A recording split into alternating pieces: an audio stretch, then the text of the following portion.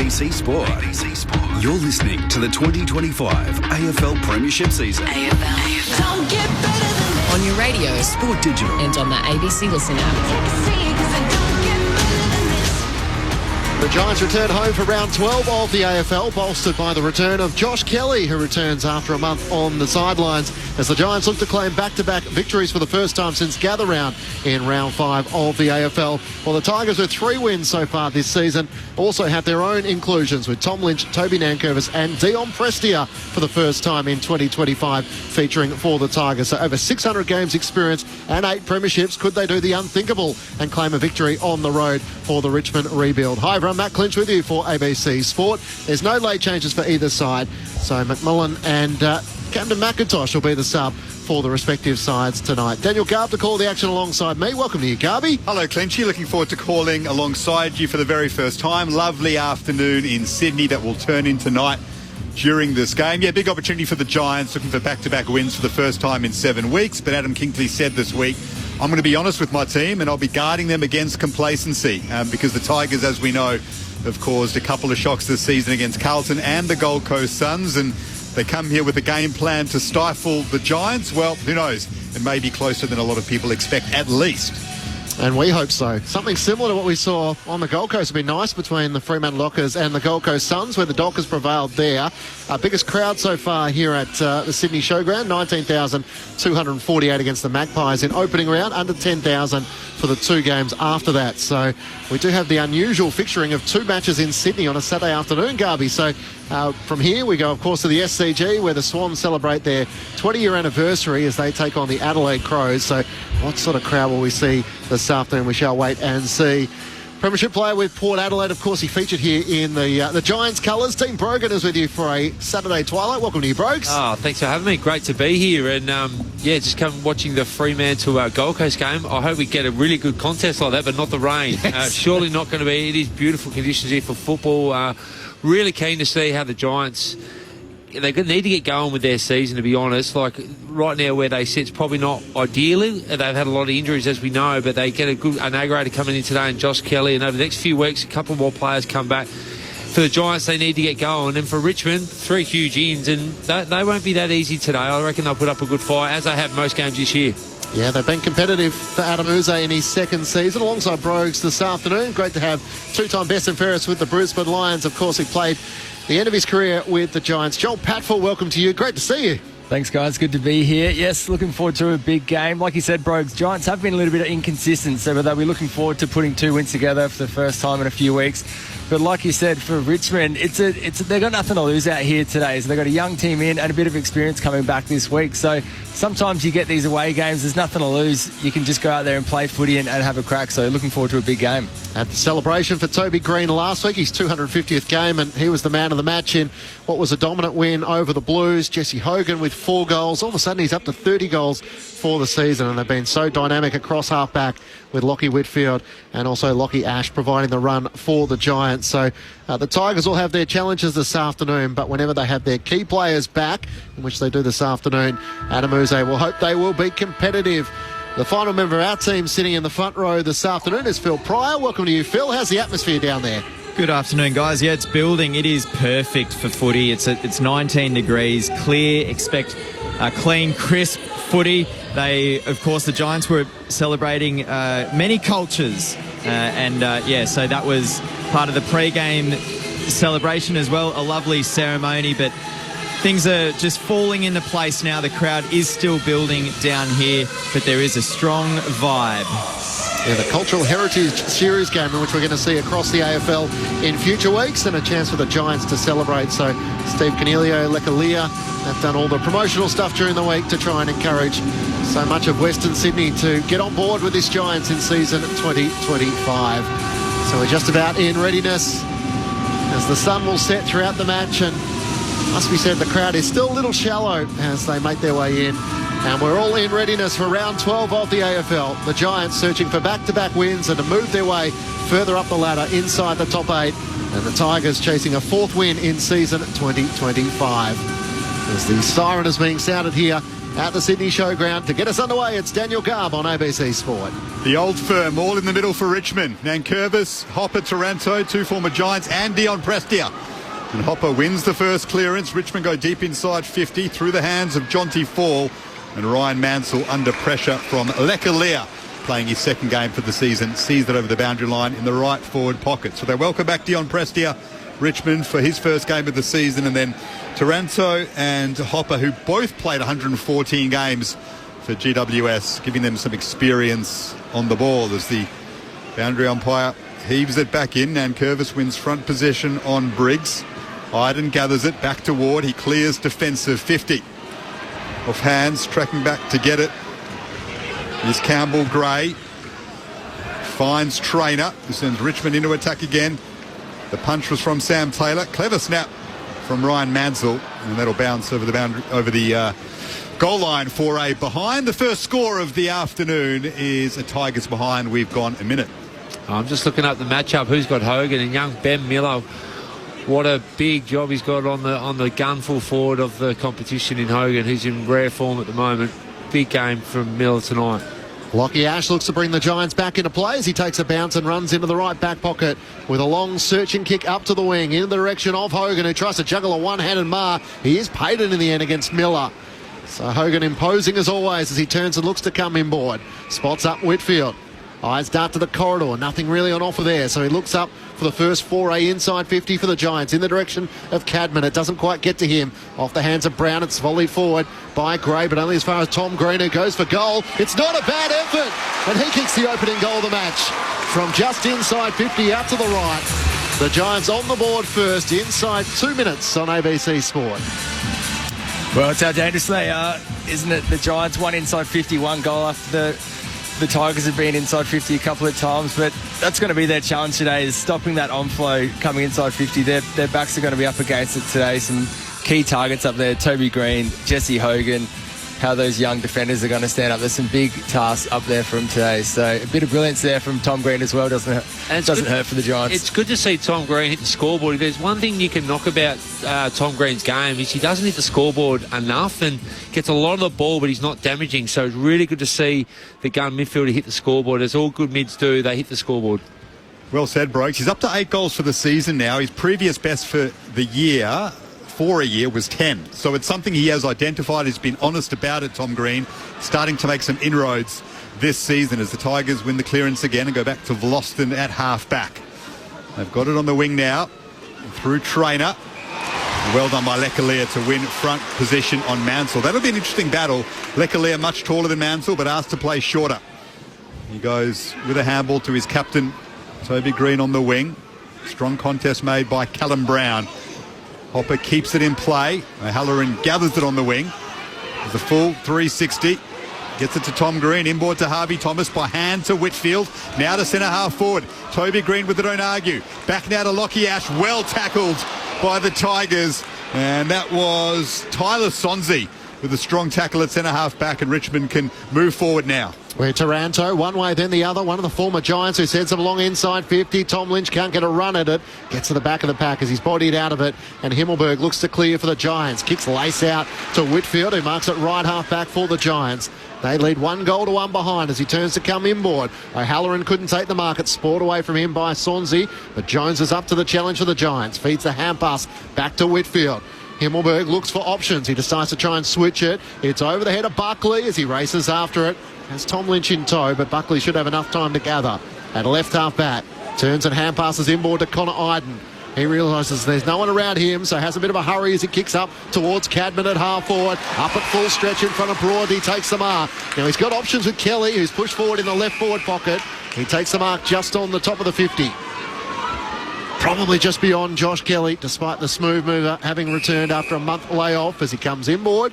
Lockie Whitfield takes the mark. Richmond back in numbers. Whitfield 55 out. We'll just pop it up to the top of the square. Hogan's there wrestling away, punched away from him through the hands of Toby Green, who looked to rove it. Now Taranto, quick handball. And they just get themselves out of trouble through Sonzi here to the Tigers. And he spots up the outlet man in Tom Lynch just behind the wing. Richmond 1 behind. The Giants 1 straight 6. Saturday twilight footy on ABC Sport. It's now with Ryan Mansell. And Mansell has it centre wing in front of the two benches. Call to play on.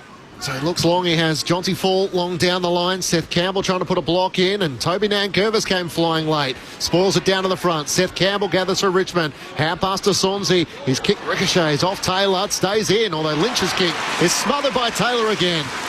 A great second effort from the All-Australian defender to see the ball out of play for a boundary throw-in. I like the look of Sonzi from Richmond. He looks like he's got a lot of energy, a lot of skill. He's been on the list for a couple of years, and good to see him starting to get a bit of a go. He looks like a real player for Richmond. Special comments from Dean Brogan, Port Adelaide Premiership player, NBL champion as well, don't forget, on ABC Sport. A lot of Richmond fans asking why Trainer hasn't been given more of a go this season. As Tom Green's handball at centre half back goes astray. And now it's gathered by Lekalea. Tries to burst through. Only as far as Hopper though. Quick hands from Prestia to Steely Green, who missed an opportunity. He should have converted on the run, 40 out. It was nice to see Dion Prestia with a quick handball through traffic. Green should have made the most of that. Got to kick them when you're on the road. Young team, you've had a bit of the play. You've got to kick those goals. Richmond 2 behind, GWS 1 straight 6. The voice of Dean Brogan alongside Joel Patfull with you for ABC Sport as Lockie Ash brings the Giants back into play to the pocket for Buckley. Works it up to Iden, who takes the mark over Seth Campbell. At left half back, looks up to Brown, who takes the mark. This is Callum Brown for the Giants. You have Tom Brown as well for the Tigers as well. And Callum Brown inside 50. Hogan the target. Riccardi flew from the back of the pack. Can't take the mark. The ball spills front and centre. Hopper's on the very bottom of the pack, and Toby Green is set upon him. The umpire will ball it up 35 metres out from the Giants' goal. It's the Giants 1 straight 6 to Richmond 2 behinds. Riggs and Nankervis doing the ruck work. Deep in attack for GWS. Palmed down by Briggs. Nankervis caught by Hogan. Just got the handball away, as did Hopper to Prestia. Well done from Richmond. They got themselves out of trouble, but now they've coughed it up. The quick kick is straight to Himmelberg on the wing. Plays on quickly, looking for Callan Ward. Well done by Ralph Smith to intervene. Strong spoil, and now breaks the Ward tackle, and Ward is injured. This is a big worry for GWS. He's clutching his knee. This looks serious for the veteran. Yeah, it doesn't look good at all. He is down behind play. This could be a massive story. They are starting to signal to the bench.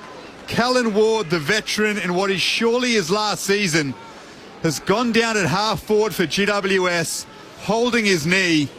And right now the whole stadium holds its breath. Oh, just a bit of a hyperextension, wasn't it? You'd think after going through a knee. You'd hope so. You'd hope so, Joel. You don't see Callum Ward lie down too much. One of the absolute warriors of the competition. If he's down, there is something seriously going on. I'm not sure. That doesn't look good at all.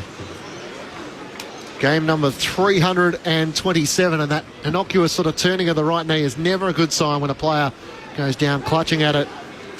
Oh, this could be devastating. This could be the last game that Callum Ward plays. He knows. Look, you can't see it, but he's got his head in his hands. He knows something's not right. Joel? Well, you think if you've been through it once, you kind of know that feeling, don't you? When you know you've done something, at least something reasonably serious. So it's look, hopefully it's not, but it doesn't look great, does it? So let's try and put this into perspective. Callan Ward was set to retire last year, chose to play on for one more because he's desperate to be part of the first Giants premiership. His family's currently living in Melbourne. He's living away from his young children and his wife to give it one more go. He's in serious trouble. Yeah, I mean, you just pray that it's not the dreaded season over injury, but it's not looking good. And if it is that, we certainly hope it's not. I don't think we'll see Callan Ward play AFL football again, unfortunately. So that is the story playing out right now as he is in the hands of the trainers. Play stopped. Toby Mullen, the sub, warming up, and Callan Ward from the other side of the ground has a very long limp all the way to the bench. It sounds a bit weird to say, but the fact that he's still in pain is almost a good thing, because when you, as you know, when you do your ACL, there's extreme pain at the start and then the pain fades away. So, and there was contact with his right knee a couple of times in that contest. So, look, fingers crossed. He might have got away with something, but you just never know. Like we saw with Sam Darcy a couple of weeks ago, we thought the worst, and he was lucky enough to get away with something, but you never know until they're going to scan it now, do you? A trainer on either side, and he is so universally respected that even Tom Lynch sort of came over to him and said, "Hope you're okay, mate," as this delay now is close to 3.5 minutes as he's very slowly able to make his way from the Sydney Showground. Josh Kelly comes over. So why couldn't they get one of those stretchers and cart him off? It's a great question.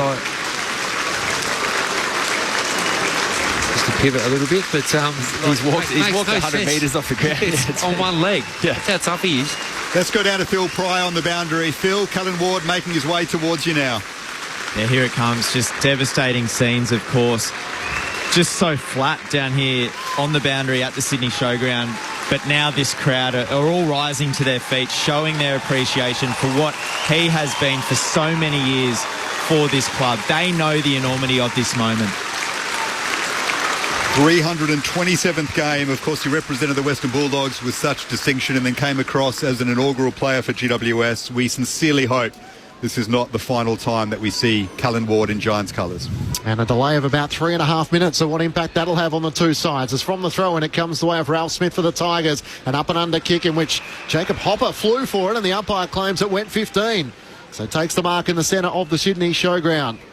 Just some stats. Richmond have started really well. Contested possession, they're +8. Clearances +4. And ground balls, they're +9. So they've started the game really well. And 6 inside 50s to 3 for Richmond. Hopper against his former side. Long kick inside 50. Sims can't take the mark. It ricochets out inside the centre square where Tom Brown tries to get a hand pass away to Campbell. Intercepting it is Kelly for the Giants. Hand pass to Tom Green. Tackled and dispossessed. Good pressure coming from Steely Green as the hand pass comes out to Ralph Smith. Kicks long. Tom Lynch one-on-one with Buckley, and he rises and takes the mark. Tight against the boundary in the left forward pocket. He is a threat, Tom Lynch, in the one-on-one matchup. Yeah, you're right, Brooks. They have started well, and this is where they need to make the most of their opportunities. 6 inside 50, just the 2 points, so Lynch is crucial here. And talking about big matchups, Lynch with Buckley and Taylor down there, that's going to be a big one to watch today. He looks to open up the angle. Tom Lynch for the Tigers first as he curls it through, having missed last week through concussion.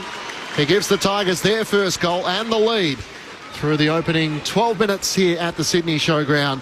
The Tigers 1-2-8 to GWS 1 straight 6. Dean Brogan and Joel Patfull, your experts on ABC Sport. Well, they've started brilliantly, Richmond. And one thing I've seen of the Tigers this year is if you choose to handle your way through them, they're going to get at you. They bring a lot of energy and they bring a lot of pressure, and they go 1-to-1. They don't go 2-at-1, so you can overlap with hands. They've been trained, coached really well to go 1-to-1 to the ball handler, and that's what the Giants are trying to get through them with hands, because that's what they like to do. And they're inviting Richmond's pressure, and on the back of that, Richmond have been able to get more possessions, more inside 50s, and they're hit the scoreboard. The Cullen Ward now being taken into the rooms by the Giants trainers. Richmond 1-2-8, GWS 1 straight 6, 13 minutes gone in the first term.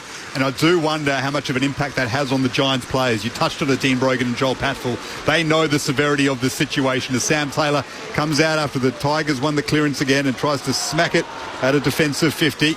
Tom Green, who's the Giants' only goal so far with a sweeping handball. The Darcy Jones signed a new 2-year contract this week. His kick is out of bounds on the full, and Richmond will now gather this on the wing. There could just be a little bit of a lull amongst the Giants players. They've got to get their bearings back, don't well, they? Well, absolutely. Just seeing your absolute inspirational, best Giants player since the start, and this is where leadership comes into play. You've got to gather the troops and get on with it. There's a big game at play here, and Richmond. And they've taken the advantage, the Tigers, after the free kick at left half forward was going the way. And would you believe it? It's Tim Taranto, a man who Giants players and fans alike know all too well, playing against his former side, who extends Richmond's lead. The advantage taken from the free kick going against Buckley, and the Tigers were able to make it count. So the last 2 goals of the match going the way of Richmond. They're 2-2-14 to the Giants 1 straight 6. Saturday footy on ABC Sport with Dean Brogan and Joel Patfull. Well, they couldn't have started much better, the Tigers here. They are up and about, and like you said, it's coming off the back of turnover and pressure on the footy when the Giants are trying to handball their way through, turning it over. Taranto getting on the end of the ball there, but they are dominating. 8 inside 50s to 3, and now 2 goals on the back of that, so they're starting to convert from those opportunities. They need to press here and really make the most of this momentum, because we know the Giants are going to come back at some stage. Giants fans and players in a lull at the moment after Cullen Ward was carried off with a suspected ACL. His career in jeopardy. Richmond taking advantage, though. The Giants flat as a result, understandably. They need to snap out of it. Richmond by 8 points in the first term, halfway through it. Darcy Jones does well to try and get hands on the football, back of the square, but turns it over now to Ralph Smith. And then McAuliffe throws it on his left boot. Richmond inside 50 again. Lekalia punches it away. Taranto gathers the football. Well tackled by Darcy Jones. Sam Taylor gets hands to the loose ball. They fall on him, most notably Luke Traynor. And a ball up inside 50. Richmond on top here in Western Sydney. Well, if it was basketball, you'd call a timeout if you're the Giants. They're severely under the pump at the moment. Their hand-to-foot skills are not where they should be. Nankervis out of the ruck, hand pass to Dion Prestia. Welcome back, Dion. Such a heartbeat for those in the red, in the black and the yellow, and he's able to curl through from the right forward pocket, playing his first game since round 24 last season against the Gold Coast Suns. And all of a sudden, 3 goals on the bounce for the Tigers, and they lead by 14 points. 3-2-20 to the Giants, 1 straight 6. Well, great bit of stoppage play from 2 senior players that have come back in this week, but talk about complacency and energy. It feels like the air's been sucked out of the stadium, doesn't it? It's, the Giants, they talked during the week about being complacent and how they're going to approach this game, but it looks like they've rolled out and they just don't have the energy at the moment. Callum Ward's definitely added to that, so they're going to have to dig deep here and get the ball going forward and get back into that contested possession game. Well, to start by the Tigers, the voice of 2-time club champion at the Brisbane Lions, Joel Patfull. Twilight Saturday footy on ABC Sport. Richmond 3-2-20. GWS 1 straight 6. The Giants need to shrug off the devastation of this Cal Ward knee injury and get back into this first quarter. Taranto's been excellent so far against his former side as he scraps away with his old teammate Kelly on the wing, and that's a strong tackle by Harvey Thomas. The Giants need more of that. On the logo on the outer side, we'll have a ball up. We've gone 16 and a half minutes in the first term. Here is Matt Clinch on ABC Sport. Jacob Hopper up to 7 disposals against his former side. As Riccardi doing the ruck work for the Giants, tries to get it down, but Dion Prestia sharks it a 1-2 with Smith. As Prestia swings onto his left-hand side, kicks out towards the wing, and Swansea takes the mark. The Tigers 3-2-20 to the Giants 1 straight 6. Swansea looks to send Richmond up towards half forward. Lynch is outmanoeuvred, and it's spoiled in the end by Buckley out towards half back, where Kelly goes to work and he locks the ball in, and the umpire will ball it up at left half forward for the Tigers. As Joel Mann mentioned, the inside 50s 11-3 the way of the Tigers. What an impressive start. They are rattled, GWS, by this Callan Ward injury. You can understand it to an extent. It's like a father figure to so many players. Here's Steely Green, handball over the top, but he took it out as he tried to release a teammate there in the forward pocket. I mean, he means so much to so many of them, and he's going through their mind right now, you dare say. There's a footy match to play out. It's like they've just got to get the quarter time, address it, and then move on. But it's just time in forward half. It's all in Richmond's front half, and the Giants just can't even get any moving forward. Tom Lynch shrugs Riccardi out of the ruck contest. Inside attacking 50. McMullen, the sub, on for Ward. His handball missed Bedford. Bedford now gathers it. Quick kick finds Riccardi on defensive 50. Riccardi looks for options running past. He'll decide to chip it out to right half back, where Fonte can take the mark and play on with no one there. He takes a bounce and runs down the wing, draws an opponent, hand pass over the top to Kelly, back to Fonte, between wing and half forward, drives it inside 50, looking for Cal Brown. Miller intercepts it well for Richmond, growing in confidence with the opportunities in which he's getting, and he takes the mark in the back pocket in game number 58. Goes short in the end to Banks, and nothing really on offer, so he's going to work it back to Miller, 35 metres out from his defensive goal. The Tigers 3-2-20 to the Giants 1 straight 6 as Miller looks out towards half back. Trainer's the target, it clears his fingertips close to the boundary line and eventually rolls out of play for a boundary throw in. Let's go down to Phil Pryor on the boundary. Yeah, obviously I'll try and keep you posted with Callan Ward as we hear information, but as Garby articulated, he was carried off a couple of minutes ago along the boundary line, and he was still putting no weight on that right leg for whatever that's worth. Some fans saw away from Cal Ward as well. Who knows what that might have meant. It might be the last time we see him in Giants colours. Richmond taking advantage though. Ross marks in the centre of the Showground Stadium and finds Jonty Fall in the lead.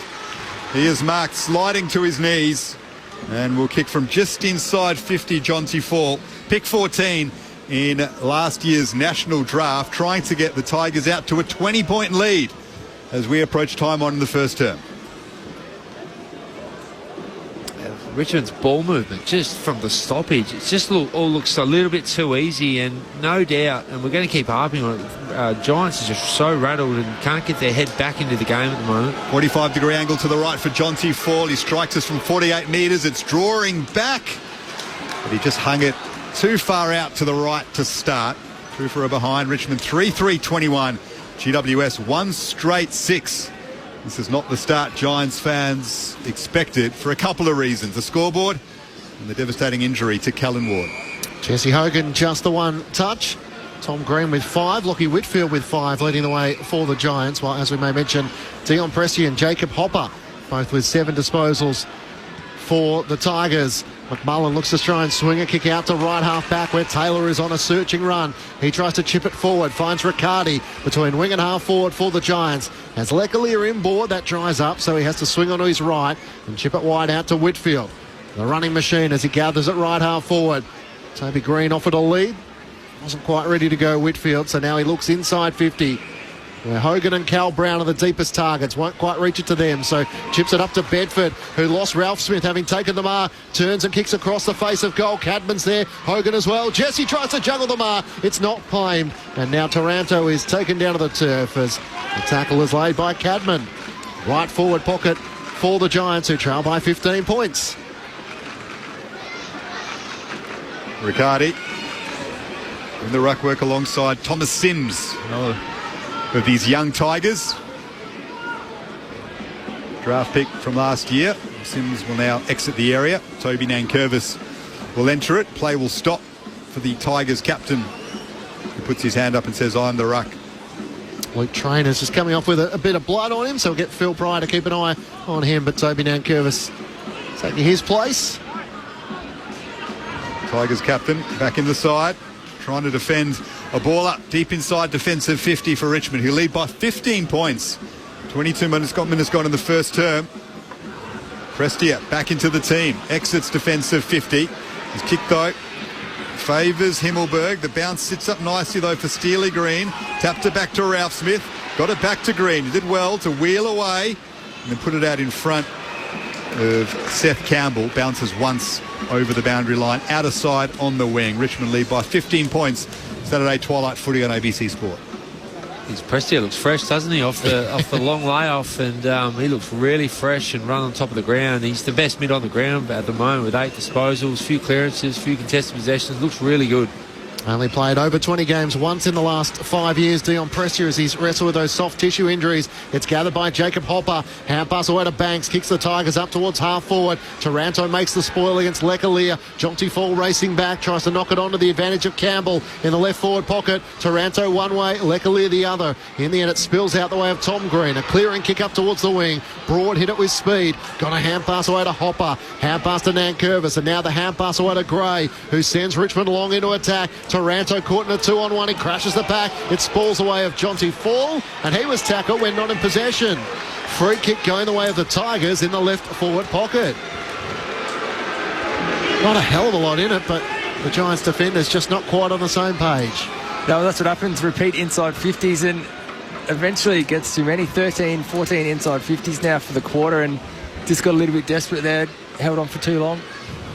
So Jonty Fall in the left forward pocket as he'll start his approach, looking for the 4th goal of his career. He opens up the angle and sends it straight through.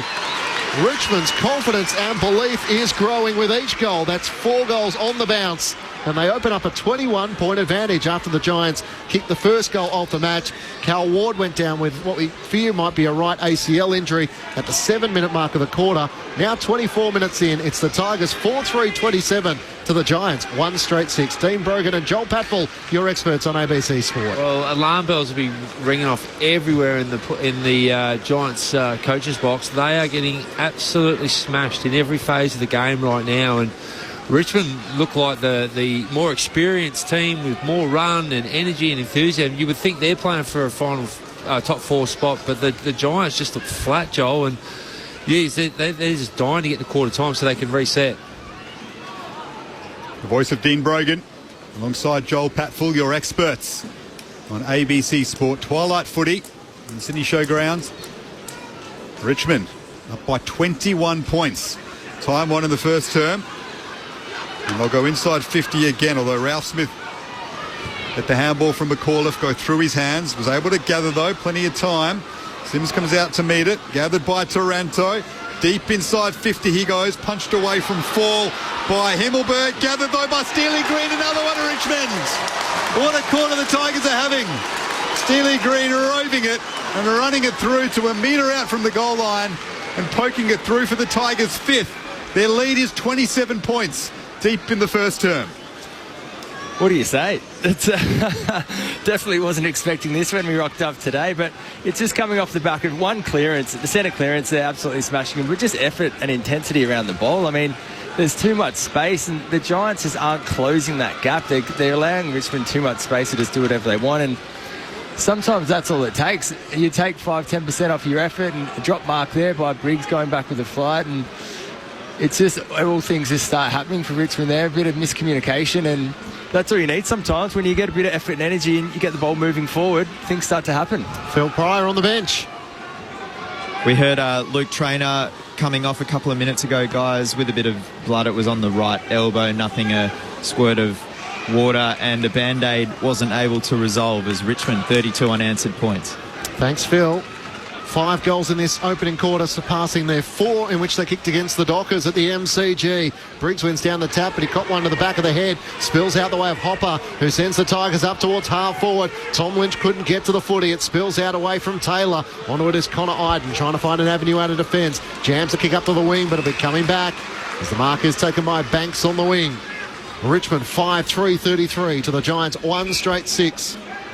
It'll be a long quarter with that injury to Cal Brown as Banks kicks inside 50. Lynch is the target. Taylor got rid of him. Buckley comes wrestling in. McMullen, hand pass chopped off by Lynch. Fends off the tackler. Fires a hand pass forward to Sims. Hand pass to Taranto. Kicks towards the goals. In the end, a desperate defence by Fonte gets a hand to it. He gathers for the Giants. Almost run down by Mansell. Fires a hand pass out. McCall spinning through traffic. Their confidence rising. Hand pass to Toby Nankervis. Kicks across the face of goal, and Tom Lynch has a 3-on-1. And he'll be happy to see the ball go out of play. Right forward pocket for the Tigers. They lead by 27 as Buckley's into Lynch and a couple of the other Giants defenders as well. Geez, they're good to watch, Richmond. They are everywhere at the moment. Their energy and effort to get at the Giants is first class. For a team that wasn't meant to win a game this year, they look like they are on the march for years to come, and they've really brought the energy and effort tonight. 3 wins so far this season. Who knows? This may be another massive upset. Still plenty of work for the Giants to do. Here's Hopper against his former side, goes backwards. And the pressure there is Caleb Smith. Smartly, though, they work it out to a player free in Jack Ross, who was marked inside 50 and will kick from 45 out, 45-degree angle to the left. Richmond looking for 6 straight majors as we get close to quarter time. Well, this has been the knock on the Giants, hasn't it, this season, even towards the end of last season, when they're up against it and the game's not going their way. How do they stop the flow and not get scored against 5-6 goals in a row? And they clearly haven't been able to do it today again. Ross to send Richmond out to a 33-point lead. One of the more experienced Tigers kicks it across the face, off hands, and they will rush it through for a behind the Giants' defence. Richmond out to a 28-point lead, 5-4-34. GWS through Tom Green, 1 straight 6. 28 and a half minutes gone in what has been a story-laden first term, with Cal Ward limping off with a suspected ACL. So they're not really a side, the Giants, who like to overpossess the footy, as Lockie Ash with a long kick up towards the wing. That's one way to do it. Into the path of Hogan, who takes a great contested mark on the wing. And he looks and comes inboard back to Lockie Ash, the player in which delivered it up to him. Now switches out to left halfback. Buckley can take the mark. There's no one within 15 metres of him, so he takes the bounce, and now a second. The defender looks to chip it up to Whitfield. He marks between wing and half forward on the broadcast side. Half pass inboard to Connor Iden, who looks up inside 50 in the direction of Riccardi. Got fingertips to it, couldn't complete the mark. Vlauston fights against him and wraps it to his chest and locks the ball up in the left forward pocket. It's 35 metres out from the Giants' goal. They trail by 28 points. 11 disposals for Jacob Hopper in this first quarter against his old mates, as Briggs deep in attacking 50 for the Giants with excellent second effort. Rode by Darcy Jones, right up against the boundary line, left foot snap. Well done by Caleb Smith. to help out defensively. I'm sure it goes through for a rush behind. GWS 117, Richmond 5-4-34, leading by 27 points. Half an hour gone in the first term. I know Adam Kingsley pretty well, and I reckon he's going to give one of the old-fashioned sprays to his team. He needs to pull their heads back into the game before this actually slips away from them, because they are getting smashed everywhere at the moment. Caleb Smith kicks up towards half-back. Ralph Smith rises in the back. He's tackled by Josh Kelly. Has to get a hand pass away. Broad gets it forward for the Tigers, although Hopper's under immense pressure. He's tackled and brought down, and the free kick will go the way of the Giants, and one of their youngest getting involved. Angove lays the tackle and will win the free kick in the left forward pocket. He'd be happy to see that, though. That's where you start, and it's one of your youngest players on the team as well. Lay a tackle inside 50 and get some opportunities going the other way. The 19-year-old featuring his fourth game. Can he kick his first goal to get the Giants going? Steps out, curls it around the body on the right, and the Giants have their second goal of the match. It breaks a 5-goal run for the Tigers, which took place after Tom Green kicked the first goal of the match, and Richmond's leaders cut back to 21 points. The Tigers 5-4-34 to the Giants 2-1-13. Had a birthday, I think, during the week as well, Cody Angwin, and he celebrates his first goal in AFL footy. Well, he only looks like he's 10 years old, really, looking at him. But, look, great call, Joel. That's exactly what you want to see. You want to see some energy and effort, and that's the only way you're going to get back into the game. Just pressure, tackle, and that's what you need from your younger players. Your senior players need to get the group together, but you're going to get the energy off the youth of the team. And, yeah, he looks really young, doesn't he? But he's played 3 games, so don't know a lot about him, but that's a great finish and a great start to his career and first career goal. Late first-round pick in last year's draft amid the 37 Tigers that were taken around him.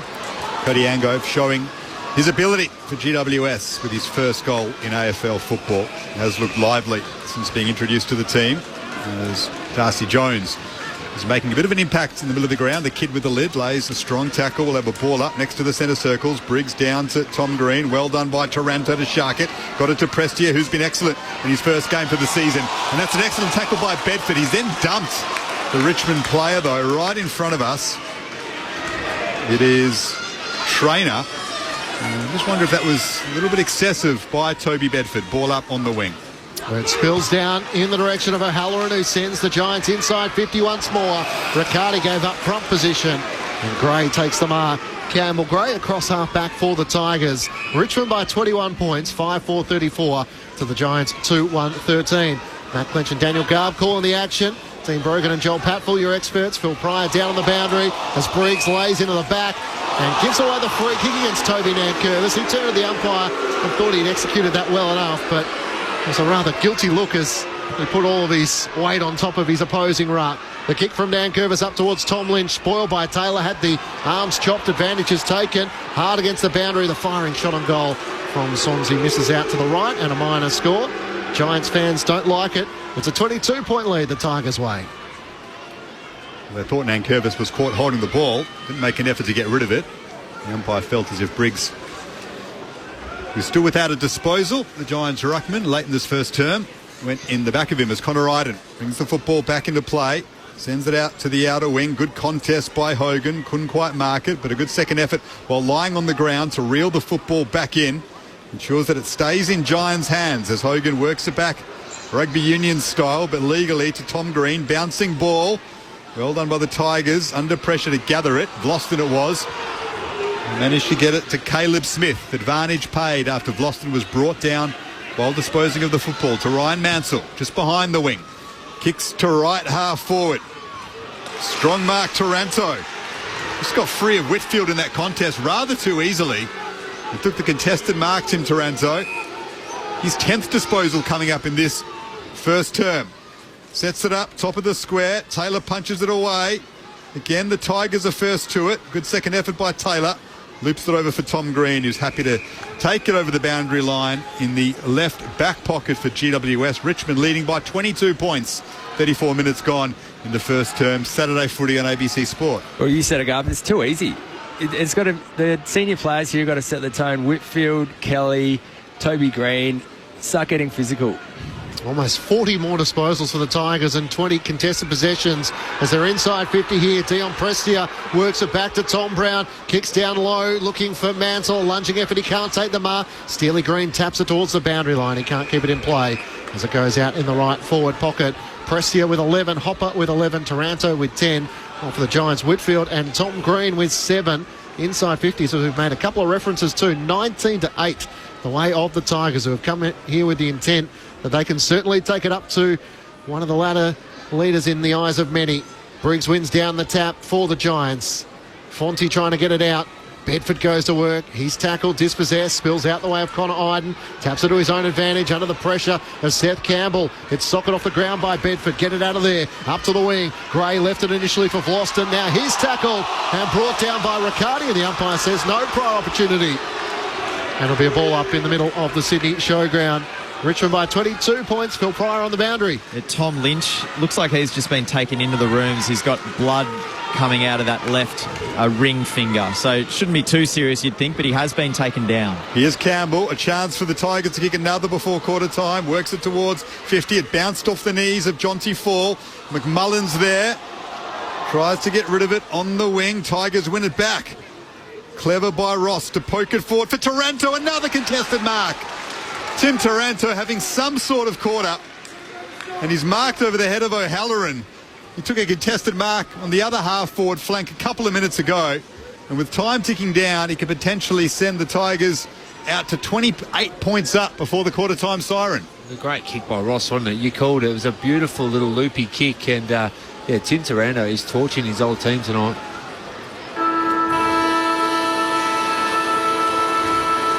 He'll kick after the quarter-time siren. Former Kevin Sheedy medalist, Richmond's club champion of last year, Tim Taranto. 114 games for the Giants. This to put his current side, Richmond, 5 goals up at quarter-time. His arms up. And the goal umpire signals. What a quarter by the Tigers. And it's Hopper, Prestia, and now Taranto with 2 goals, who leads them into quarter time. 28 points the better of GWS, and just maybe another massive Tigers upset win is on the cards here in Sydney.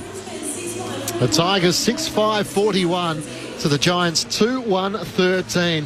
As Garby may mention, 2 goals to Tim Taranto, individuals to Lynch, Prestia, Fall and Green for the Tigers, while for the Giants, Tom Green kicked the opening goal and Cody Angwin as their goal scorers. The quarter was delayed at the 7-minute mark for around 3.5 minutes as Cal Ward had to be taken from the field with the assistance of a trainer on either side. It looked like a serious right knee injury, and the fears for the Giants games record holder as to what might be the future for him as he left from the Sydney Showground. And the Giants, well, they looked quite emotional in the response to that injury. Adam Kingsley has called in his playing group tightly, and he will no doubt be keen to try and address what has been Richmond's best start to a game in season 2025. Just the 3rd time they've won the opening quarter. 6-5-41 to the Giants, 2-1-13. Great to have your company on Saturday afternoon footy on ABC Sport. As each day begins, get the facts you need to stay informed. Every day, across your day. Stay with Australia's trusted news source. all the latest, all verified. Stay in the know with ABC News. On ABC TV and ABC iView. This is the 2025 AFL Premiership season on ABC Sport. Off the hands of Brown, it's volleyed forward by Gray, but only as far as Tom Green, who goes for goal. It's not a bad effort, and he kicks the opening goal of the match. He looks to open up the angle. Tom Lynch for the Tigers first as he curls it through, having missed last week through concussion. He gives the Tigers their first goal and the lead. Now Curvis out of the ruck, hand pass to Dion Prestia. Welcome back, Dion. He's able to curl through from the right forward pocket, and all of a sudden, 3 goals on the bounce for the Tigers, and they lead by 14 points. So Jonty Fall in the left forward pocket as he'll start his approach, looking for the 4th goal of his career. He opens up the angle and sends it straight through. Richmond's confidence and belief is growing with each goal. That's 4 goals on the bounce. Gathered by Taranto. Deep inside 50 he goes. Punched away from Fall by Himmelberg. Gathered though by Steely Green. Another one to Richmond. What a quarter the Tigers are having. The 19-year-old featuring his 4th game Can he kick his first goal to get the Giants going? Steps out, curls it around the body on the right, and the Giants have their second goal of the match. This is ABC Sports coverage of the AFL. On your radio. ABC Sport Digital. And on the ABC Listen app. We had an upset earlier on the Gold Coast where the Dockers prevailed by 11 points over the Gold Coast Suns, 11-9-75 to the Suns 9-10-64. Here at the Sydney Showgrounds, what an impressive first quarter from the Tigers. 6 goals to 2 against the Giants. Matt Klitsch and Daniel Garb calling on the action. Dean Brogan and Joel Patfull, your experts on ABC Sport. Before we go to Dean Brogan, you highlighted this, Dean. Adam Kingsley, I reckon, has just given one of the biggest sprays you'll see all season long. His face was beetroot red. The Giants are doing a documentary on their season, which is why there's the two big mics hovering over their huddle. I would love to watch that because that looked like an epic spray. Yeah, and he had a computer PC. I don't know what he was showing. Probably the lack of effort around the contest. And look, the only way they're going to get back into this game is their contest. Their contest work against the Richmond, say, mid v mid, is absolutely not at the level. Now, let's park the Callum Ward injury. They are nowhere near it tonight, the Giants. They are getting absolutely smashed. They are almost minus 50 in possessions, minus 10 in clearances, minus 24 in contested ball. Yep. Minus 13 in ground balls, minus 12. Like, where do you even begin? That's one of the worst quarters of football I've seen this year from any team. But if you're Richmond, you would be that rapt listening to this call or watching on TV, whatever the case is. They look $1 million tonight. They are really on top of the ground. They actually look too quick for the Giants, Joel. Well, that's the other hand, isn't it? You can say the Giants are playing poorly, but Richmond haven't really allowed them to play well. Their effort and intensity around the ball, they're closing that space. The Giants haven't been able to link and carry off half-back like they want to. The only time the Giants could get the ball inside 50 is when they took a bit of speed off the ball and hit a few kicks in a row. But even then, the Richmond defence is working quite well. They're getting back in numbers and they're not allowing the Giants opportunities to score. So, I mean, a terrific effort all round by the Richmond team. And it started in the middle as well. Tranto, Hopper, Prestia got the ball moving forward and 3 great quarters by those guys. It's just whether they can keep that intensity up now for the rest of the game. Literally just saw one of the coaches of the Giants, assistant coaches, go to Lockie Whitfield and say, lift your chin, get up. Basically say, forget about what's happened to Callan Ward. You've got a game of football to play. And Ward just looking like all the colour had been washed, Whitfield, had been washed from his face, acknowledged that it was an issue for him, basically. Yeah, sorry to cut you off, Joel. Like, they got to be better than that. He's played 250 games, Whitfield. Yeah, your mate's gone down, but there's a game to be playing. And just watching Callum Ward, he's on crutches, he's in the huddle. He'd be telling him, pull your heads out, lads. I'm alive, I'm fine. Yeah, I'm probably in a bit of trouble and I might not play again, but I'm not dying. Like, get on with it. And look, I think they've got to change things around. Like Bedford, I've been watching Bedford. He normally has a role every week, Joel, and he's going to no one at the moment. You have to put him to one of these mids, whether it's Hopper, Prestia or Taranto. They've got to flip the magnets around and get some energy around the contest. Well, it's the underlying issue, isn't it? So senior players and that hard mental edge, isn't it, when things aren't going well? And this is what's really going to test them. It's, can those guys stand up? Whitfield, they've played enough footy. Josh Kelly, I know it's his first game back, but he needs to assert himself in the game. Toby Green's gone into the midfield. Harry Himmelberg down back, Sam Taylor. These guys need to stand up and really show what their footy club stands for and have a crack. Richmond up by 28 points. Second quarter about to start. Here's Matt Klitsch on ABC Sport. With the Tigers leading by 28 points. What a startling start it's been here at the Sydney Showground. Bounce to get things underway. Briggs and Nankervis. It spills down the way of Taranto. Spills out towards Toby Green. He can't get an extraction of the footy as Taranto gets a hand pass going forward for the Tigers. Kelly picks it up. Tackled. Gone. Holding the ball. Richmond's pressure is infectious. Does Seth Campbell take the free kick? He sends a bullet pass inside 50 and leading out Sims hugs it to his chest. Pretty much directly in front. 40 metres out from goal. Ahead of this shot on goal. Down to Phil Pryor on the boundary. Yeah, Callan Ward has crutched his way to the Giants bench. There were hugs, there were even tears just as that quarter-time huddle was being broken up. So it's a little bit emotional down there, but he has now joined with the other interchange players for GWS. Thanks, Phil. Thomas Sims at 199 centimetres. Here's a beacon inside the forward 50 and a chance for the Tigers to strike immediately in the second quarter. It comes in, he gets underneath it. And it misses to the right-hand side, a minor score. The Tigers 6-6-42 to the Giants 2-1-13. Don't forget, of course, you can get in touch with us on the SMS 0437 774 774. It's a massive story here at Sydney Showground. Callan Ward's career looks all but over if the ACL is confirmed. But another big story developing on the field. Richmond leading by 29 points. The Giants win a free kick through Hogan on the wing. Was pushed in the back. Bronx cheers from the Giants fans. They feel they haven't quite got the run they deserve from the umpires at the moment as Hogan goes short to Whitfield. Barely the 15, marking on the wing.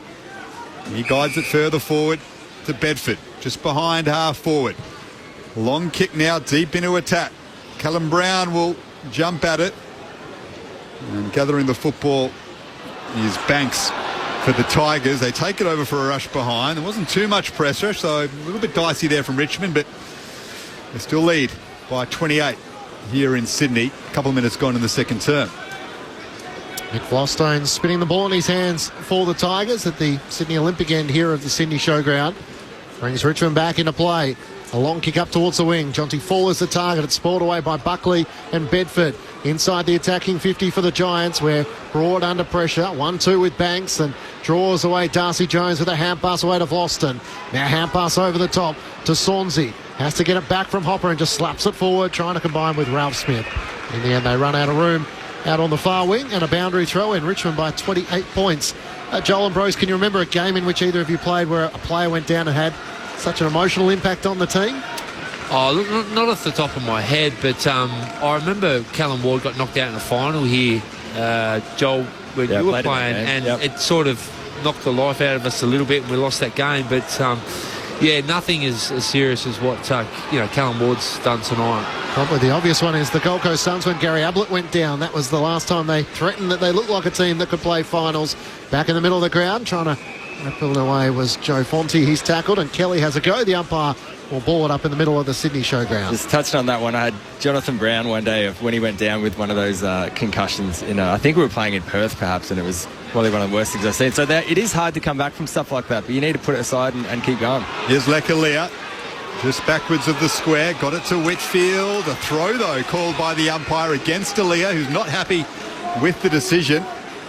Well done by Sims to put him under pressure. Gets it to Banks. A kick towards half forward mark just inside the boundary line by Ryan Mansell. 51 out. Gathered that on the paint. Richmond up by 28 points. 4 minutes gone in the second term. Mansell guides it deep into attack. Alia's there with that huge leap. Punches it over the boundary line. Lekalia, who is linked strongly with a move to St Kilda at season's end, out of contract at the end of this campaign with GWS, playing just his second game of the season. Phil Pryor down on the boundary. Tom Lynch has been warming up. He started the quarter off. He went in to get that left finger looked at, but he looks ready to roll. Thanks, Phil. Lockie Ash brings the Giants back into play. Kicks up towards the wing. Hogan tried to wrestle a few bodies out of the way, but couldn't take the mark as it spills out the way of Hopper. Turns and goes back across half-back for the Tigers. Banks takes the mark. He's having a career-best season across half-back for Richmond as he switches it to Dion Prestia, who hasn't missed a beat in his return. Kicks out to Miller on the broadcast wing. Miller's eyes darting in the middle of the crowd. There's nothing really on offer but Toby Nankervis, so he has to kick high and long down the wing in the direction of Fall and Sims. Getting hands up to it was Taylor, but couldn't complete the mark for the Giants. Spills out where, in fact, footy was locked to the chest in the end of Trainer, and the umpire will ball it up right on the 50 for the Tigers. Richmond leading by 29 points. 5 minutes gone, second quarter on ABC Sport. Just watching Bedford now. He has gone to Taranto. Looks like he's a really tight tag on Taranto, who was the best player on the ground at quarter time. Over ball up just outside attacking 50 for the Tigers. So Bedford started on the bench, and clearly they wanted to see where the best option was for him. Perhaps left it a little bit too late, the Giants. Taranto ripping that first term up with a couple of goals and numerous disposals. Richmond poke it inside 50. The bounce evades Sam Taylor. Gathered here by Mansell. Retreats. Gets it to Prestia. The inside out banana is just across the face. Already one goal to his name, Dion Prestia. He's having an excellent first game for the season. Up to 13 disposals. That went very close to his second goal. Richmond leading by 30 points, 6-8-44 to the Giants 2-2-14. 6 minutes gone in the second term. Saturday footy on ABC Sport. Ash brings the Giants back into play to Iden, who works it to Kelly, playing his first game back in a month. As Josh Kelly has it at left half back. Sends the Giants as long and as far as he can in the direction of Cadman. Can't take the mark as Broad makes the spoil. Taranto gathers for Richmond. Hand pass to Hugo Ralph Smith. With that mullet flapping, he drives it inside 50. Jonty Fall from behind against Buckley. Connor Iden comes racing in, provides good support. It's knocked out by Seth Campbell. Hard against the boundary. Sonsi with a centering ball for Sims. Did he have it long enough? No. And it's gathered and cleared at the end. Tom Green just bangs it in the middle of the ground. And the mark is taken by Nathan Broad. Tigers fans don't like it. They felt Sims had enough of it. Well done by Tom Green, though, to put a big contest on. They need more of that, GWS. Here is Campbell. He'll send Richmond deep into attack again. Buckley spikes that away volleyball style towards the boundary line. Taranto tries to keep it in to no avail. Richmond up by 30 points. 6-8-44, GWS 2-2-14, and the inside 50s in this term, 8-2, Richmond's way. It doesn't look like that spray worked. They're still a bit shell-shocked out there, aren't they? They're, just a pace off the play, aren't they? Joel Paffer with you on ABC Sport. The throw-in cleared both ruckman. Prestia, hand pass to Ralph Smith, hemmed in the right forward pocket. He misses to the right-hand side. This margin could be enormous. 6-9-45 to the Giants 2-2-14. They should be up by 8 goals. They are absolutely torching the Giants at the moment, and I don't even know what the Giants can do. They actually look shell-shocked. They can't get anywhere near it. They are minus 60 in possessions for the game. It's incredible. The Callan Ward injury rocked them, but they've got to be more mature than that, and they haven't woken up from that slumber as Ash kicks up to Hogan, punched away from him. And this is a big story developing. This would be right up there with the win against Gold Coast for the Tigers. Obviously, Carlton in round one is a victory no one expected. They have beaten the West Coast Eagles as well. Adam Uze doing a lot better than anyone anticipated in his second season in charge after they lost so many experienced players at the end of last year. Here is Ash gathering on the wing, kicking inside 50 through the hands of Cadman. Jones is there, socket off the ground by Riccardi. It'll go over the boundary line next to the behind post. Boundary throw in left forward pocket for the Giants. Richmond up by 31 points. 9 minutes gone in the second term. You talk about where do they turn it around, Brogues, and sometimes it is hard to turn it around on an instinct on 10, 20, 30 seconds of play, because during the week it did filter into their mindset and they have been a little bit complacent, so it's hard to switch that around during a game.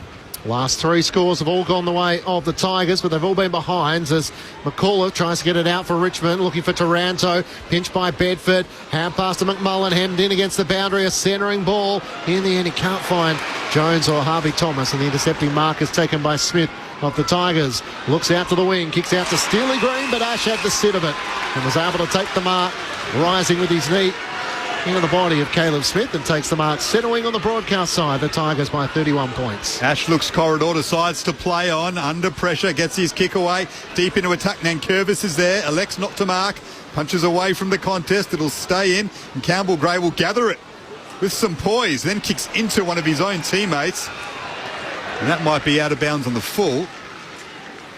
It is, but it went off for Giants, in fact. Yeah, when you're having a night like that, you're just kicking it along the ground. It goes out on the full of the Giants. But, Richmond are just winning every one-on-one, every ground ball, every clearance, every contested possession. Giants just don't have one winner on the ground at the moment. They just got to start winning their own little battles and slowly chip away, get back in the game. Team Brogan with you on ABC Sport as Seth Campbell kicks the Tigers long down the wing, and Lecalier takes the intercepting mark for the Giants. On the SMS, 0437 774 774. Tim from Wodonga says, what sort of effort is this from the Giants? Sure, the Tigers have played well, but GWS shouldn't be letting them do this. They need to wake up or the game will be over. At 31 points, it threatens to just about be over if the Tigers can put on another couple. Ash into the middle of the ground. Is able to work it to McMullen. Hand pass away to Himmelberger. Kicks up to Cadman, who leads up and marks on his chest. He's between wing and half forward as he's waiting for Callum Brown to push back inside the defensive 50 and turns and comes inboard to Harvey Thomas. Thomas at right half forward. Chips it back to Cadman, who gained an extra 10 metres and he kept pushing forward around the boundary line at right half forward. But Richmond have everyone bar 3 players inside their defensive 50. So the long kick for Cadman in the direction of Hogan and Riccardi. In the end, Riccardi flies from behind and Toby Nankervis sets himself and takes a good contested mark for the Tigers. Superb grab by the Tigers captain. Under pressure, big pack. He took it without a worry. There's a couple of players fall to the ground. Cadman's taken the mark. No free kick despite the protests from the Richmond forwards. So Cadman, just forward of the wing, will centre it. Made Taylor do some work to gather it just behind the centre circles. So they go the big switch now to Lockie Ash. Every Richmond player behind the football, behind the wing. Ash goes short to Josh Kelly. Back after a month out with a hip injury. Left half forward, plays on now on that trusty left foot. The Giants need one badly. And launching and marking is Callum Brown. The Irishman with the contested grab. 20 out, slight angle to the left. GWS should kick their third of the game from here. Well, they needed a little bit of excellence, didn't they? And it came through Callum Brown, contested mark. They'd almost exhausted all options inside 50. It was just a long bomb to the top of the square, and he's shown some good signs this year, Callum Brown. Played a few good games in a row and really consolidated himself in this team. 5 goals in his last 2 weeks. Out of contract at season's end. He shelved talks until the end of the campaign, he said during the week. But if he keeps doing more of this, a big contested grab and goal, well, offers, be it from the Giants or elsewhere, will come quickly for Callum Brown. And that is the famous jig that goes around the stadium whenever he kicks a goal. Sounds like an Irish tune. It's actually a Mexican song, according to Callum Brown himself. Richmond's lead back to 25 points. Cal Brown on the board for GWS. Let's go down to Phil Pryor on the boundary. Jesse Hogan, he's just returned to the game. He came off momentarily, but rather than taking a breather, he actually went for a trot up and down the boundary. So it looks like it's nothing, but it did catch my attention. So the Giants have the first goal of this second quarter. The Tigers have booted 4 behinds at the other end, and Richmond's lead is cut back to 25 points to get out by 31 early in this second quarter. Can that be the goal that looks to try and spark the Giants back to life? Cal Ward with the knee injury in that opening quarter. Heartbreaking for Giants fans as Riccardi into the ruck. Wins down the tap against Sims. Jones runs onto it. Hand pass out to Kelly for the Giants. Kicks off the outside of the boot. Tough one for Harvey Thomas. Although Tom Brown dropped the mark and spinning through traffic with Smith. He loses it as Cal Brown takes it for the Giants. Centering ball in the end. Angove just couldn't quite hang on to it as Ralph Smith works his way in. McMullen tries to fire a hand pass forward. Straight to Sims, who's tackled by Thomas. And the ball's locked up 50 metres out from the Giants' goal. You can just start to see a little turn, little shift, keeping possession, starting to win some contests now, the Giants, and the last 5 minutes have been a lot better from them.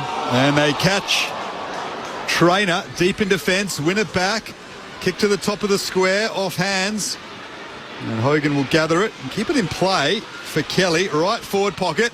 Josh Kelly on the snap to the top of the square. Back there is Broad, elects to punch, but to a dangerous area. Taranto's under pressure. Bedford tagging him now. Well gathered by Prestia. Just throws it on the boot. Bouncing ball in the middle of the ground. Buckley does well to win the chase to the footy. This is better from GWS. Can Richmond respond now? Gathered by Halloran on the wing over the head of Whitfield. Well done, Taranto. Another strong contested grab. And Ralph Smith can try and get Richmond going forward, but he's turned it over straight to O'Halloran. And now Angove will go back to Leclerc. He looks one way and then the other, is able to work around Dion Prestia, kicks up towards half forward, but the intercepting mark is taken. And Sims flies in from the side and takes the mark for the Tigers. At right half back, Richmond leading by 25 points. As he looks long down the wing, sends it in the direction of Jonty Fall, but Buckley doing the block work, and Leclerc takes an intercepting mark for the Giants as the game starts to look a little bit more how the Giants would like. Works it back across half back to Connor Iden, called to play on. thought about the switch. That dried up. Mansell offers the chase. Iden kicks up the wing, a turnover. They've lost it, went with his boot and couldn't get it. Ango tries to run onto it. Hard against the boundary line. Keeps it alive with a hand pass around Sim to Cadman. Back to Ango. He's kept the Giants going forward. Hand pass to Bedford. Now to O'Halloran. Ran into a dead end. Gets a hand pass forward. Caleb Smith knocks it out for the Tigers. Underneath the high ball was Voston. Knocks it out to Taranto. Short ball to Sims. It's a very fortunate mark to be paid. That wasn't 15. Superb work by Angove around the boundary to keep that in play. But Richmond's defence held up. We've got a footy game on show now at Sydney Showground. Richmond with a healthy lead, 25 points, but the Giants getting it back on their terms. And Lecalire's having an impact. He's been good, Lec. Yeah, a third big intercept mark for him for the quarter. On the wing as they switch it up through Himmelberg to Harvey Thomas. Giants doing all the attacking over the last 10 minutes or so. Richmond still holding a 25-point lead and now holding the Giants up. So Thomas goes short to Connor Ryden, just in front of his captain, Toby Green, who's desperate to come back onto the field. Ryden goes short to Fonte in his 10th game. Now to Whitfield. To half 40 goes. Riccardi's free and takes the mark. Still a couple of kicks away from goal. He's 60 out. Right forward flank. Pops it up. Looking for Jesse Hogan. Hogan will leap, but so will Cadman. Came in from the side, the former #1 draft pick. It was a beautiful leap, but a free kick's been picked out. And they are furious, the Giants fans. It went the way of Sims. He goes short to Gray, and they are not happy about that. Richmond lead by 25 points. Just the one goal having been scored by the Giants throughout this second quarter. As Gray looks up the wing and honours the lead of Ryan Mansell. He marks on his chest centre wing. On the outer side, the eastern side here at the Sydney Showground. He looks up towards half forward. Tom Lynch sets himself against Taylor. Buckley in from the side to support Taylor. Front and centre was McAuliffe. Good clean pickup. Hand pass to Lynch. Hand pass to Ralph Smith. Kicks into the pocket. It trickles across the face of goal and rolls out of play up against the left behind post for a boundary throw in. Richmond by 25 points. Phil Pryor on the boundary. Lockie Whitfield, he was absolutely hammered going back with the flight a couple of minutes ago, but he was straight back to his feet and since then hasn't shown any worrying signs. He was involved in that chain that was called just before, so he's okay, but it looked worrying for a second. Boundary throw in deep in attack for the Tigers, 25 points up. Riccardi palms it down to McMullen, who clears the defensive area with a torpedo over the head of Jesse Hogan. Well gathered by Broad on the wing for the Tigers. Finds a man in Miller, and his kick is out of bounds on the full. Looking for a teammate in Steely Green. He gives him a steely stare back for missing the target. So the Giants will take the free kick through Himmelberg, right back pocket. I'm not quite sure what that free kick against GWS a moment ago after Cabin took the mark was for. Push against Hogan. Looked like a soft one. Contest, but yeah, it wasn't much in it at all. O'Halloran on half back. Looks to work it down the wing to Taylor. He gets the hand pass back to the run of O'Halloran. The Giants trying to create something here. Kicks up to McMullen. Hand pass away to Ash. Can't link up with O'Halloran as it's pinched by Ralph Smith for the Tigers. Here go the Tigers. Works it up to Mansell. Gets the hand pass to Jack Ross at right half forward. He kicks wide out to Fall because it was a 3-on-1 against Tom Lynch. So that's good composure from the Tigers, and Jonty Fall has it. He's probably too far out to score it. 55 metres out from goal, but just holding up some time as he looks to come inboard. Boston almost had it spoiled away by Cal Brown, but he works it through Gray, who switches into the middle of the ground, and Tom Brown takes the mark for Richmond. They lead by 25 points after a dominant opening term in which they kicked 6 goals. As he goes short to Jacob Hopper on the edge of the centre square. He sells around Angwo, gets to 45. This would be a telling goal. Jacob Hopper against his former side, sails it through. Hopper joins Tim Taranto, who's kicked 2 goals tonight against their former club, and Richmond strike back after the Giants' goal at the other end, and the margin is back to 31 points Richmond's way. 7-9-51 to the Giants, 3-2-20. 20 minutes gone, second quarter on ABC Sport with Dean Brogan and Joel Patfull. It was a good bit of candy, wasn't it? And he would have enjoyed that, Hopper against his old team, but Angry, he almost invites him inside 50 by getting back off the mark, and then you could see it coming a mile away, but he loved that going through. Popper, and the Giants, it was off the back of another turnover there. The Giants coming through the middle. It was almost kamikaze, just the way they went through the middle. And then the Tigers on the way back were almost the more composed, more settled team, looking for options inside 50. And then Popper finished beautifully. So great work there by Richmond once again. An old-fashioned ankle breaker, as they call it in basketball. You don't see it too often these days in footy, do you? Here's Josh Kelly as Ango fell to his knees and Hopper got around him and converted. Off the hands of Hogan, gathered by Darcy Jones. Here's Whitfield now in attack. Gets it to Thomas. One more handball to Toby Green. They need a captain's goal, the Giants, and Toby Green provides it. He's been quiet so far. Just his fourth disposal, the Giants skipper. But he's now up to goal 397 of his illustrious career. More importantly, he pegs the margin back to 25 points in favour of Richmond. 21 minutes gone in the second term. Oh, I thought Whitfield could have had the shot, but unselfishly gave it to his captain. And, Toby Green in that situation very rarely let you down. But off the back of some good contest work. But, the Giants are definitely playing better the last 10 minutes. But, we'll see how Richmond go now. The Giants are coming. Can they hold on and keep playing? If Richmond can keep playing the way they've been going, they give them this lead. But do the misses early in the quarter come back to bite Richmond? They should be up by about 6 or 7 goals, but some costly misses have not let the margin get out of hand too much for the Giants. Phil Pryor on the boundary. Yeah, for those just tuning in, Callan Ward, he exited early with a nasty-looking knee injury. I have heard from GWS, but they're not going to provide any further clarity on the until the extent of it is confirmed via scans. So we'll have to wait.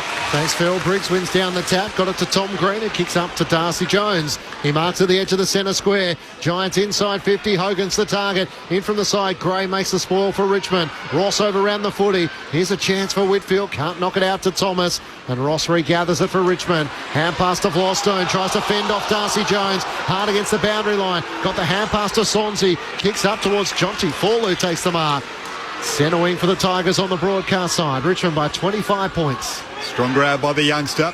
So Whitfield's been moved into attack for GWS. Played there against Carlton last week. They try and shake up their ball movement. Fall's kick goes over the head of Dion Prestia. Granted, he is one of the smaller men in the AFL. The Tigers number 3, in for his first game of the season and having an excellent one. 15 disposals and a goal as we get close to half-time. Making some moves, the Giants, and just slowly getting back into this game. Richmond still leading by 25 points. Boundary throw in, just forward of the wing for Richmond. Briggs throws Nankervis out of the contest.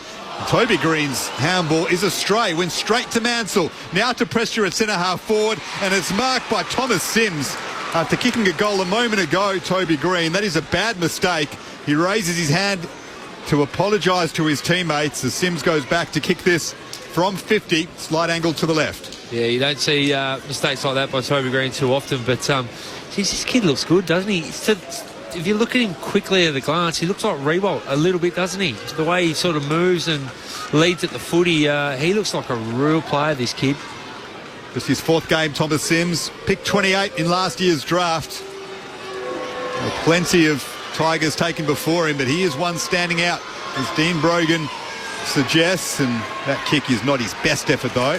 Probably doesn't make the distance. Lekalia just bundles it over for a rush behind. Richmond's lead though 26 points. They are 7-10-52. GWS 4-2-26. 24 minutes gone in the second term here at Sydney Showground. Harry Himmelberg looks to bring the Giants back into play. Initially headed out to the left back pocket, swings back to the right hand side. Van Gogh is in space, but Ross races back, makes the spoil. Front and centre is Tom Green, gets the hand pass away. McMullen works it around the wing with a kick for the Giants, which finds Riccardi. McMullen the sub into the action for Cal Ward as Riccardi looks to kick across half back where Ash takes the mark. His kick left a bit of work to be done for Himmelberg. It bounces off Seth Campbell. Whitfield somehow got a hand pass back to Himmelberg. The Giants keep it going forward. Hand pass to McMullen. Cannon into as he gets a kick to half forward. And Tom Green takes the mark. McMullen had to wear the contact from Mansell. This might be almost within range for Tom Green. Kicked the opening goal of the match from not much further out than this. Now sensing the responsibility that the Giants leaders need to stand up. The margin is 26 points the Tigers' way. The Giants have booted 2-1 so far throughout this second quarter. And Tom Green, the 3-time All-Australian, As he starts his approach and fires from right on 50. It's not a bad effort, but it's out to the right-hand side. It's kept in by Riccardi, but this might go upstairs. I think it was through in the end, and a minor score for the Giants. Richmond by 24 points. Halftime siren not too far away. Tigers fans, and there's a fair few of them here in Sydney. A lot of yellow and black peppered around the stands. Will be delighted with what their team has shown so far. 25 points up as we get close to the main break. They exit defensive 50. Halloran gathers it and now steps over the boundary line. So we'll have a boundary throw in just forward of the wing for the Giants. Down quickly to Phil Pryor. I did actually receive an update from GWS. Suspected ACL upon initial assessment on Callan Ward. So that is the devastating news that we feared.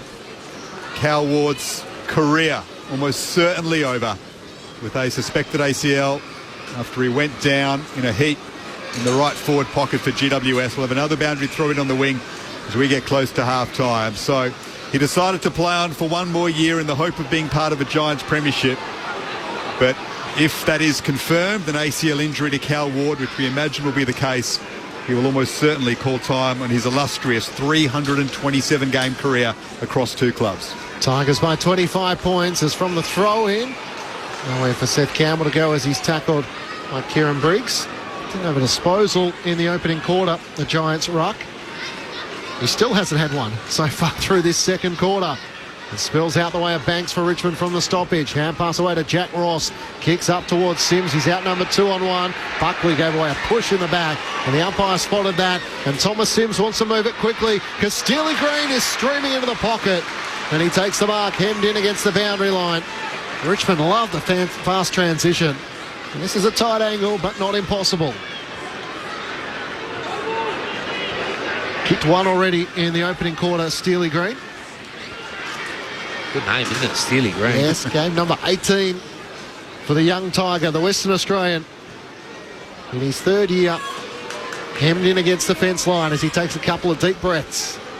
The Giants have got on top again once more in this second quarter as Steely Green comes in looking to try and thread the needle. He misses to the right-hand side at a minor score. It's a 26-point lead Richmond's way. Craig's been in touch on the SMS 0437 774 774. This Tigers game is reminding me of 2019, the grand final. That was a memory I thought I'd forgotten. Well, one of the great days in Tigers history, of course. The second of their 3 premierships in 4 years as Nankervis marks this on the wing. Loving life in Sydney this afternoon. 26 points up. Half-time siren is imminent as Tom Lynch takes a strong grab at half forward. Perhaps time for another one for Richmond. Wouldn't that be something? He goes deep into attack. They wrestle down there. Buckley palms it over the boundary line for a throw-in. But still time perhaps for the throw-in and then a quick snap for the Tigers. Try and kick another one. It would be their 8th if that's the case. They're 26 points up with less than 10 seconds to go until half-time. Here's Matt Clinch to bring in half-time on ABC Sport. A lot of set plays taking place as it's thrown back in. Briggs up against Nankervis. Briggs palms it down to the front. Ball spilling around. Ralph Smith can't gather it. Briggs tries to knock it away once more. Angover the footy, worked off it. And the siren sounds. And a very impressive opening half from the Tigers. They managed in that second quarter just 1 goal 5 to the Giants 2-2.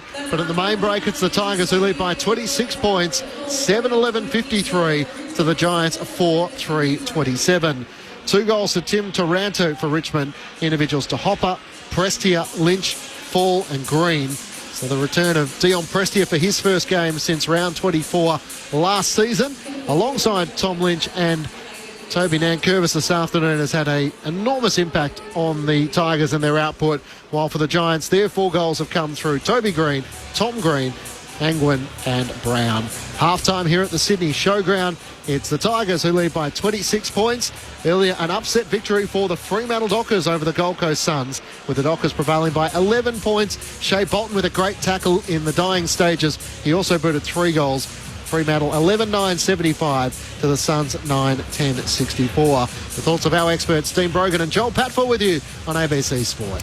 Well, although the Giants got back in the game, Richmond still got kicked 1 goal 6, and a lot of them were gettable shots too. So I thought Richmond actually held the onslaught a little bit, probably better than what I thought at the time. Looking back at the quarter, yeah, the Giants got their game in order a little bit, but to be fair, Richmond still were held up, and the Giants only won the quarter by 2 points, but they did look a little bit like they were getting their game back on their terms again. But look, it's been a great game of football from a Richmond perspective. I really like the look of their team. They're pretty balanced. They've got a pretty good back line.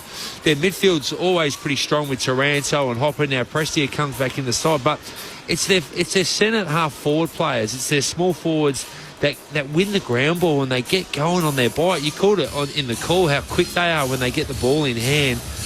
They look quick and sharp, and they've got lots of energy and effort, and it's caught the Giants on the hop. Now we know the Callum Ward injury has rocked the Giants, but you just felt that Richmond came to play anyway. Like at the start of the game, they were up and about, but look, if they can hold on, this will be one of their greatest wins. But the Giants are going to come hard, Joel.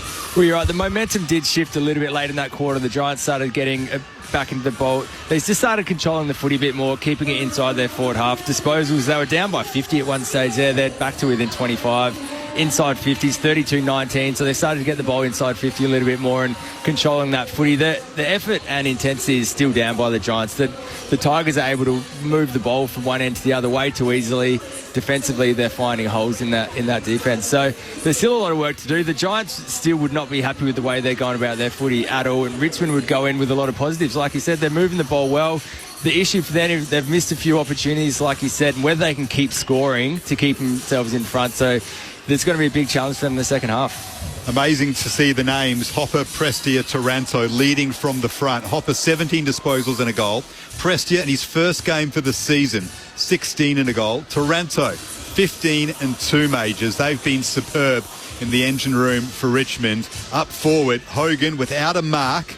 Just the 5 disposals, no scores for the game, and Toby Green, the 1 goal but only 5 touches. Did look very sore at training on Thursday. You wonder if he's carrying something, but they need those 2 guys in particular to have a big second half, don't they, Big Brogan? And you're right, and Briggs hasn't touched the ball, and Nan Curvis is actually giving you a ruck bath, I call it at the moment. He's really good. He's showing his experience, but yeah, you're right. I mean, Hogan and Green need to get in the game. I know Green's played a bit on ball and he is trying to impose himself on the game, but whether he's right or not, he just doesn't look himself tonight. But Hogan's the one. I reckon you've got to get him up the ground and play him in between the arcs, because he's a really good long down the line mark, and he's got a big engine. He can just get off the chain and start up a bit of play, and he can run back to goal and reset again. So whether they want to bring him up the ground a little bit more and keep the forward line open and a bit nippy, they're going to have to do something, because you're going to have to kick. They're going to have to kick probably, 10 to 12 goals in this second half to win the game, because Richmond have had 18 shots. So that they'll keep pushing forward. But, to win the game, they're going to have to outscore Richmond. I'm not a mathematician, but, looking at it, you think they're going to have to kick 10 goals this second half, Joel? Well, they need a reset. And what that looks like, they're going to have to make a few changes and throw a different look, because what they're doing now clearly isn't working. And, they haven't had many winners at all. Sam Taylor's, losing one-on-ones inside 50. You rarely see that. He loses multiple inside 50s. Multiple contests inside 50. So it just shows that there's a general lack of motivation or intensity across the whole ground. So it's more than a structure thing at the moment. It's like we talked about. It's effort, intensity, motivation, and they just can't bring it at the moment. And Lockie Ash had 12 disposals, Broggs, in that second quarter. He was probably the shining light. There was a stat doing the rounds that the Giants had scored 21 goals in the last 3 weeks from back half scoring avenues. Are they a little one-dimensional in the way in which they've been trying to score recently? Yeah, it's a really good point you bring up. That is their game. They mark and they go from their back half, and when they're not doing that, where else do they get their goals from? And the other point to this is, if Hogan's having a quiet night, where do they get their goals from? Because we know how good he is, but relying on him kicking 5-6 every week, where there are other avenues to goal. So we know Skinner's injured, and they've got Daniels is out, but it's their contest work for me. They're still getting absolutely, manhandled around the contest, which you would think it'd be the other way around, wouldn't you? But if you look at Richmond's midfielders, they've got a lot of games and a lot of experienced players around the footy. Whereas the Giants, they're throwing Toby Green in there. They're throwing young Taylor. No, sorry, not Taylor. you got Tom Green, and then you've got Harvey Thomas. Harvey Thomas, around the ball. So they're just getting beaten up a lot around the footy. So whether you bring up another forward and make it, a half forward comes into the contest and you bring an extra number in, they're going to have to do some things in the second half. And this is what coaching's all about now. You get to half time, you go, all right, well, we've probably played our worst half of footy. We've had our inspirational, they're going to put a statue out the front for Callum Ward. We know how important he is for the Giants. Do his knee. It couldn't get any worse. All right, so we got a chance to rewrite this and change some things around, and that's what they'll be doing right now. So they're not out of it, but they need to get going around the contest. They're minus 30 in contested ball. Their clearances, they're getting done. Ground ball, they're minus 17. So all those stats, they need to win the second half. Just seen some extraordinary vision. So Cal Ward, after he was taken to the Giants bench, was crying as he was in the hands of the trainers. Lockie Whitfield came across. This is all in the first quarter. Gave him a hug, gave him a kiss. It clearly rocked the Giants. They've got to be more mature than that, of course, but this is a massive story, the way in which Cal Ward's career will end and the impact it's having on his teammates. I think that's the key, what you said there, Gabe. It's the maturity in the way they go about it. What would Cal Ward want to see in this second half? He doesn't want to see them roll out and get beaten by 5 goals by a team that's, obviously not in finals contention this year. So he wants to see the way that he went about his footy, a steely resolve to come out and play professional, mature footy. And that's the team that they should be. If they want to play finals this year, they need to come out with a different approach. Cal Ward, the 35-year-old in his 327th match, fingers crossed. That might be the last time we see him, if that is a suspected ACL, is what the Giants are telling us. It took place at the 7-minute mark of the opening quarter, and the Tigers were able to slam on 6 goals, their best start to a match in season 2025, to the Giants 2 to lead by 28 points at quarter time. They lead Richmond by 26 at halftime here at the Sydney Showgrounds. We'll pause for the moment and bring you the latest from the ABC Newsroom.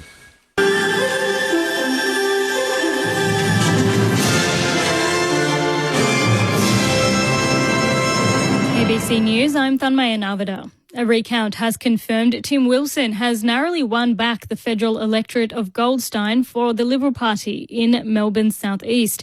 Costa Haritos reports. Only 175 votes separated Liberal candidate Tim Wilson from incumbent independent MP Zoe Daniel at the end of the recount. The Australian Electoral Commission says the final count was down from an initially reported margin of 260 votes because of a data entry error and determinations made on ballot paper formality. Mr Wilson, who's already been appointed to Shadow Cabinet, has issued a statement online saying it's time to get on with the job. Meanwhile, Ms Daniel says the seat is now one of the most marginal in the country. The final results bring an end to a post-election period in which both candidates prematurely celebrated victories. In a deepening of his ongoing trade war, US President Donald Trump has announced tariffs on imported steel will be doubled. The move will see the tariff increased from 25% to 50%. Mr. Trump has told a rally of steel workers in Pennsylvania that the previous tariff was too low. Nobody's going to be able to steal your industry. It's at 25%, they can sort of get over that fence.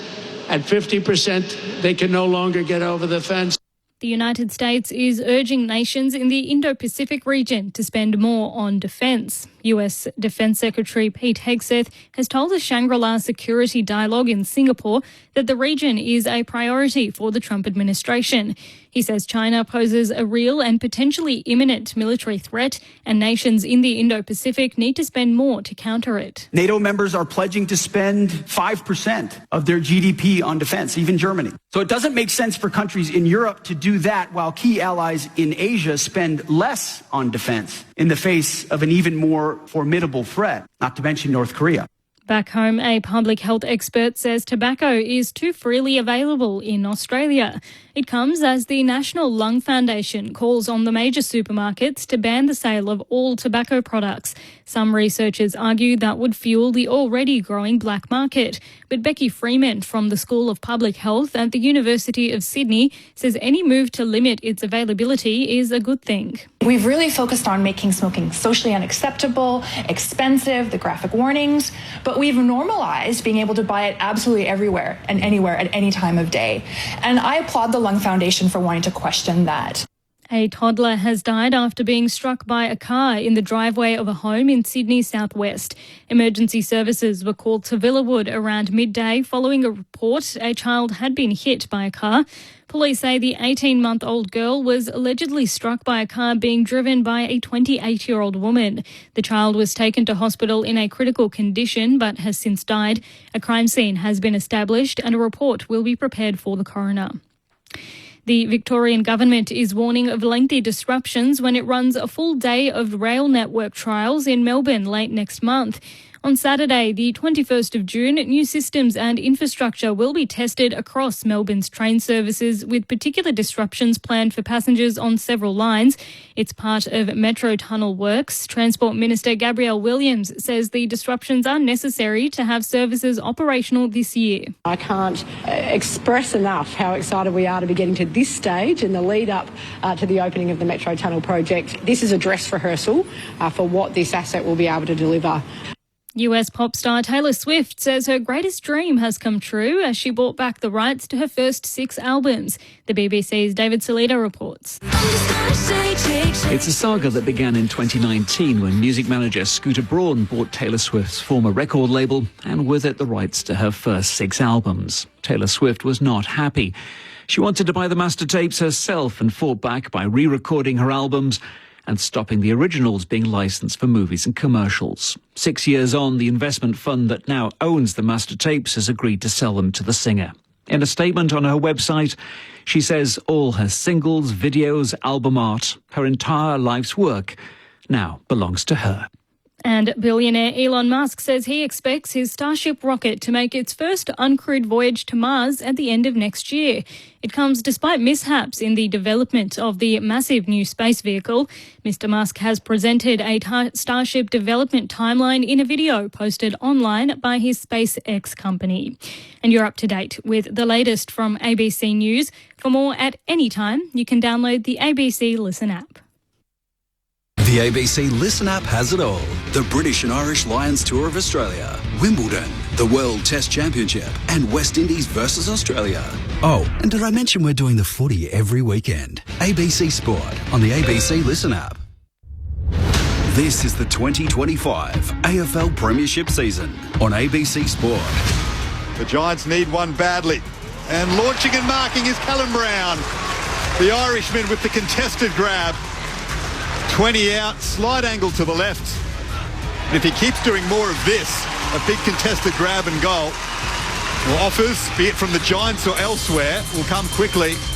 As he goes short to Jacob Hopper on the edge of the centre square. He sails around Angwo, gets to 45. This would be a telling goal. Jacob Hopper against his former side, sails it through. Off the hands of Hogan, gathered by Darcy Jones. Here's Whitfield now in attack. Gets it to Thomas. One more handball to Toby Green. They need a captain's goal, the Giants, and Toby Green provides it. This is ABC Sports coverage of the AFL. On your radio. ABC Sport Digital. And on the ABC Listen app. The sounds of the second quarter as heard on ABC Sport. The Giants are able to stem the flow, but it's still the Tigers who lead by 26 points at the Sydney Showground. 7-11-53 to GWS 4-3-27. Matt Clinch calling all the action alongside Daniel Garb. Phil Pryor down on the boundary with Dean Brogan and Joel Patfull, your experts on ABC Sport. We mentioned earlier it was a thrilling 11-point win for the Fremantle Dockers on the road over the Gold Coast Suns. Shea Bolton involved in a crucial play at the closing stages of the match as the Dockers 11-9-75 defeated the Suns 9-10-64 for their third straight win and pushes them temporarily at least inside the AFL's top 8. Earlier, Quentin Hull caught up with Dockers defender Corey Wagner after their victory. Corey, that's a huge win for the club. Congratulations. What's the immediate feeling in the aftermath? Oh, it's just good to get a really good win heading into the break and then can reset. We've, since that St Kilda game, just we sort of had to change a few things and put some structures in place where we just need to do more controllable things. And I think we've been building each week, and to finish the half the season off like that, it's really good to see. And hopefully we can continue that on from then on. It's been a long time since the club's won here, but I just want to take you back through the last couple of weeks because I think we saw this was going to be a big test today of what's been building. You had 2 really good wins on the road in the last 3. Yeah, definitely. And think there was talk and murmur behind the closed doors that we didn't travel very well, but we didn't believe that at all inside. We just got to get the things that we can control. When we come to do these things, and we think we travel really well. So that's what we did. As far as the game playing out, we were interested in the way that Luke Jackson was used. Can you take us into the planning in the week about the way that he basically played ruck rover if he wasn't in ruck with Big Das back in the team? Oh, he's a star, and he can, as such a big man, can move like that. And in the wet, when you need big bodies around the ball, like why not throw Lukey Jackson around the ball and just tell him to do his thing, and that's what he did. I know it was a pretty spooky kick out there in the last, but we just played, and that's what we did. The mistakes we had, we just mopped it up. So we weren't worried about mistakes like probably we would early on in the year, and it's really good to see. And it's good to see Lukey hitting his stripes coming into the end of the year now. And what about your coach? I mean, he's been under a fair bit of pressure. But internally, what have you seen? And I think we're all intrigued that it was a season that looked a bit rocky, but now you're well in the fight, and there's a bit of positivity around the place. Yeah, I don't know if you can take too much from earlier rounds. You're trying to figure the role out. Everyone's trying to play the positions. They might be training new positions. So consistency is awesome. He never changed anything. He just kept saying roll and do these things. He never listened to the media. It was all in the four walls, and we trusted the process and we trusted JL, and yeah, we love playing for him. So it's good to see he's getting some nice feedback from us. Corey Wagner is with us, and you've had quite the journey from footy in this part of the world. You've had a number of stops along the way. How are you feeling now in this footy club? Do you ever feel settled? Ever since I've got here, I've definitely felt welcome and it has felt like home. It's only taken 8 years where I've come back and kicked my goal, and it's had to be back in front of my family, so that was a great feeling. But it's no matter where you're playing in this footy club, you feel part of a team where it doesn't matter if you're playing for Peel or you're playing in the ones, it doesn't waver, and such a welcoming family, because we all come to the west from different parts of the world. I think we have to be like that. Our families are welcomed into the club. Remy's treated like my little boy, he's treated like one of the boys, so I love the place. So who'd you have here today? I think I had about 29 tickets, and a few of my brothers and cousins were playing footy, so there's another couple. We're about to go to the pub to have a beer, so I can't wait. And it'd be pretty hard to get them to see you play footy, because it's a long way from your home, this part of the world, to get out west. No, it's bigger than my partner's from Melbourne, so it's a lot of travel. It's a lot of people coming and going from our house too, and we welcome everyone with open arms to our house. So we moved house, and I don't think we stayed there for a week by ourselves so far. So we love our families, and it's good. Thanks for your time. Congratulations, and great to do it in front of family and friends. Yeah, it's beautiful. Thanks very much. Corey Wagner with Quentin Hull following the Dockers' 11-point win over the Gold Coast Suns earlier today. Of course, it is the bye for 4 sides, so the Blues, North Melbourne, Port Adelaide and the Western Bulldogs are just the 3 games in action today, with the Dockers prevailing by 11 points. The Tigers lead the Giants by 26 points, and our next stop will be the SCG as the Sydney Swans take on the Adelaide Crows. Matt Clinch and Dan Garb calling the action. Team Brogan and Joel Patfull, your experts, with Phil Pryor down on the boundary. Don't forget, ABC Sport has you covered in the next couple of weeks. We have the second matches of the Matildas taking on Argentina from Canberra on Monday night. The World Test Championship final between Australia and South Africa just around the corner. You'll hear it, of course, on the ABC Listen app, getting underway on Wednesday, the 11th of June. The West Indies taking on Australia in the Frank Worrell Trophy. Wimbledon, great to see Alexei Popyrin through to the 4th round. He'll take on Tommy Paul, the American, in the French Open taking place at the moment. And the British and Irish Lions Tour, we will have you all covered on ABC Sport via the ABC Listen app. Here at the Sydney Showground, it's the Tigers who lead by 26 points. Here's Daniel Garb to get us underway. Richmond eyeing their 4th win of the season. The Giants trying to avoid a massive upset. Big news, Cal Ward suspected ACL. His career almost certainly over, but his team has a lot of work to do. And Tim Taranto, one of the former Giants, who had an amazing first half, wins the opening clearance. Lockie Ash, who's been one of the shining lights in a poor GWS team so far, clears defensive 50. Tom Brown, though, is able to pump it back into attack, and the snap for the first goal of the 3rd term goes the way of Tyler Sonsie, and Richmond build their lead at the start of the second half. Sonsie rode that superbly, dribbled it through. Richmond up by 32 points.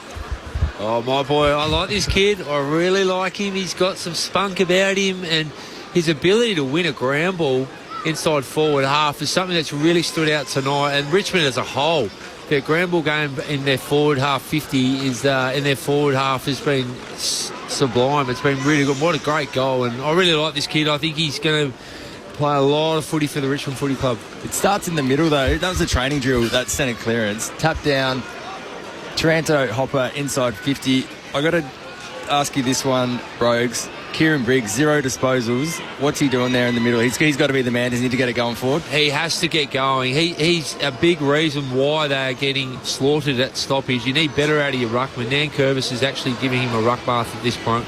All of a sudden, the Tigers out to the biggest lead of the match as Briggs tries to use his physicality here on Dion Prestia. Doesn't need a disposal. He follows up his ruck work here. He and Nankervis tangle. Nankervis wins down the tap. Tom Green pinch it away from Dion Prestia. Kicks up towards half forward. A bouncing ball for Cal Brown, who gathers for the Giants. Curls onto his right. It's a vacant goal square. Getting back is Gray. In the end, it bounces off his hands and in the left goal post. It bounces on the padding and a minor score. Tigers by 31 points. Phil Pryor on the boundary. Temperatures dropped by about 2 degrees since we started here at the Sydney Showground. Of course, Toby McMullen was the sub for the Giants. He came in nice and early for Ward. For Richmond, Camden McIntosh is still waiting. They've still got 4 fresh on the bench as it stands right now. He's yet to be activated. Big jump by Tom Lynch on the wing. Giants win it back through Whitfield. Quick hands to Kelly. Taylor throws it on his boot. Riccardi will mark. Inside 50. And he cops some afters to his head by Campbell Gray's opponent, but Riccardi will strike this from just inside 50, 45-degree angle to the left, looking for a badly needed goal for the Giants. Jake Riccardi kicked 3 goals last week in the win over the Blues to peg the margin back to 25 points in favour of Richmond. It's a good-looking effort, and it's the Giants' first major of the second half. They respond after Sonzi kicked one a couple of minutes ago for Richmond. So the Tigers 8-11-59, the Giants 5-4-34. Richmond up by 25 points. Nice strike by Riccardi. You speak about Kieran Briggs, Joel Patfull and Dean Brogan. He's been really quiet so far. Adam Kingsley has hinted at dropping him already this season. They don't have a recognisable second ruckman, but I reckon that might be going through his mind right now. It could be a big selection call if he doesn't lift his output in the second half. I reckon he has left him out. He might have been injured that week, but look, after Shane Mumford, they've really struggled to find a replacement ruck, and they're big shoes to fill, as we know from Shane Mumford's retirement. But Briggs his last year was really good. He's been really down this year, but what he needs to do is he just needs to follow Nankervis around and not leave his side and try and get himself back into the game. But also he's got to start giving his mids first look. Dean Brogan with you on ABC Sport.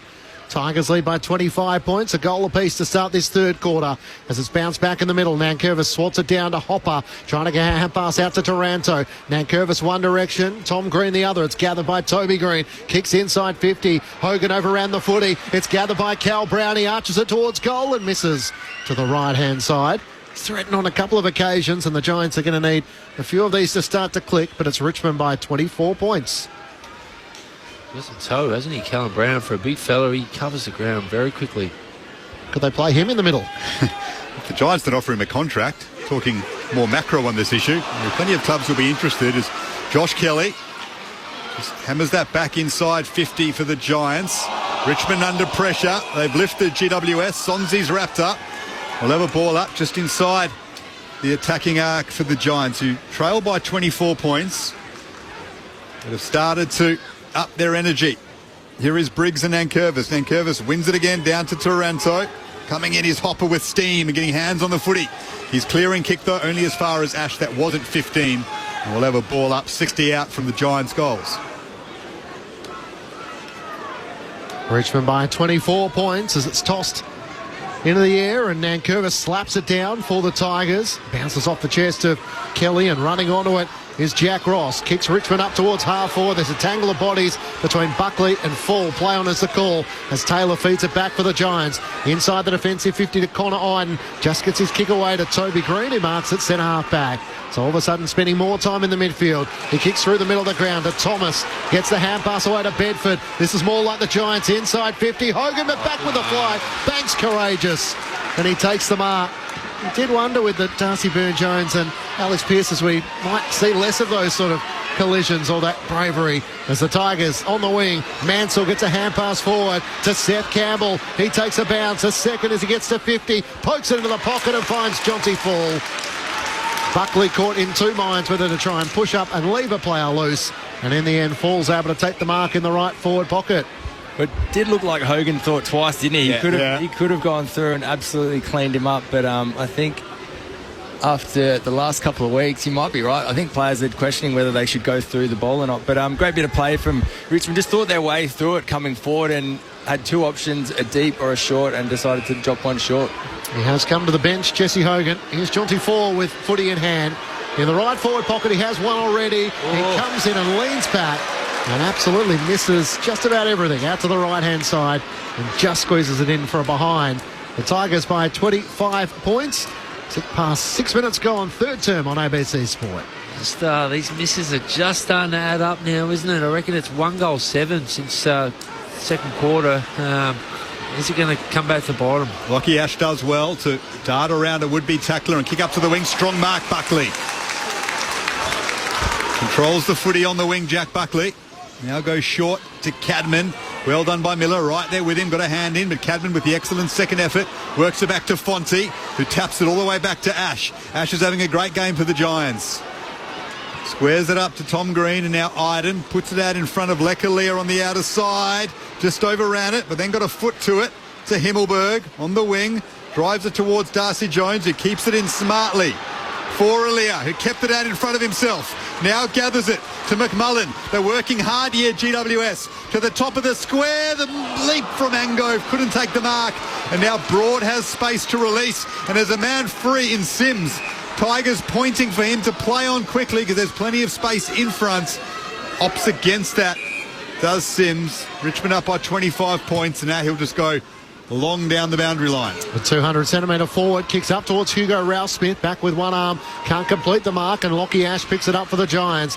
Hand pass away to Iden, works it to Fonte, who kicks up towards Toby Green, centre wing into the middle of the ground. Cal Brown's working higher up the ground, he takes the mark. The Irishman awkwardly on the left boot, it works to Angove at left half forward. Hand pass missed, Thomas inboard, and the breakdown, that's where they come to a close. It's gathered by McCullough for Richmond. Hand pass away to Nick Blostone at right half back. He bangs a long kick up the wing. The Giants are well set. Buckley can't juggle the mark. Spills out in the hands of Fonzie. Hard against the boundary line. Hand pass to O'Halloran.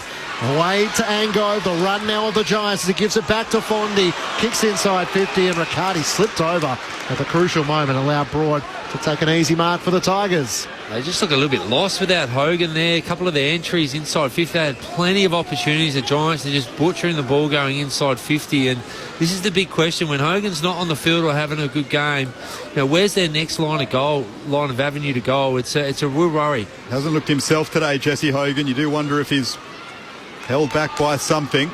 The Giants, though, are getting repeat entries inside 50. They win it back again through Alia. Bedford. Now McMullen, centre half forward, goes long looking for Riccardi, has the perfect sit and has marked it. Top of the square. And he will surely kick his second of this quarter, Jake Riccardi, and peg the margin back to 19 points. The Giants are coming. Well, he's the one, Riccardi, isn't he, to step up, and he's kicked a few goals the last few weeks, and so as he pops it through. He converts that without an issue, Jake Riccardi, after 3 last week against Carlton, has 2 for the quarter.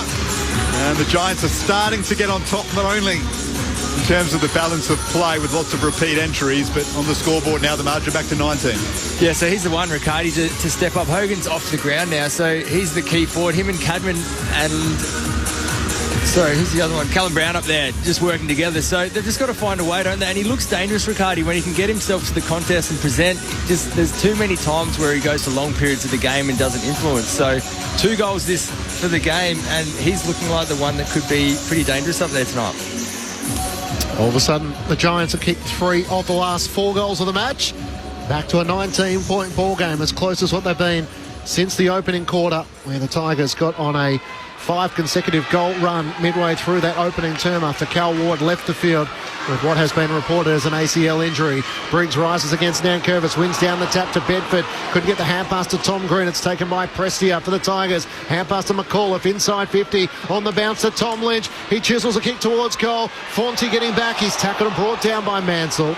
Gets a hand pass away as Buckley gathers in the left back pocket. Kicks up towards half back. Harvey Thomas was good and clean when he needed to be. Kept his feet against Ralph Smith. Hemmed in against the boundary. Kicks a high ball in the direction of Riccardi. And in the end, Cal Brown doesn't fly. And Miller takes the intercepting mark for the Tigers on the wing. An important one for Richmond.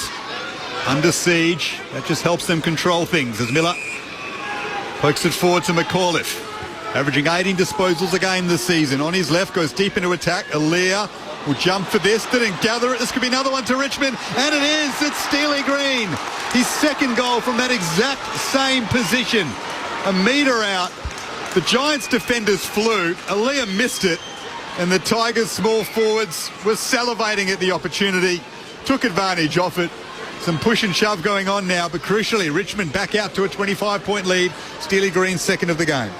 Well, Jolie, you played most of your career down back. If you're going to go for your marks, you've got to mark it, don't you? Otherwise, the soft drops, they do kill you and you're back 50. But if you're not going to mark it, you've got to kill the ball. You've got to put it 10 rows back. And you made a living out of that, Jolie. Well, it's 101, isn't it, down back? If you're going to fly and leave your opponent on the ground level, you have to influence at least, if not kill the contest. So, and especially these small forwards for Richmond, they look really dangerous in there once the ball hits the ground. So, I mean, credit to them.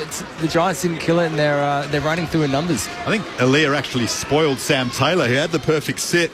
Aaliyah came from the other direction and knocked it out of his hands. 4 goals for the Greens this afternoon. Steely has 2, 1 to Tom, 1 to Toby.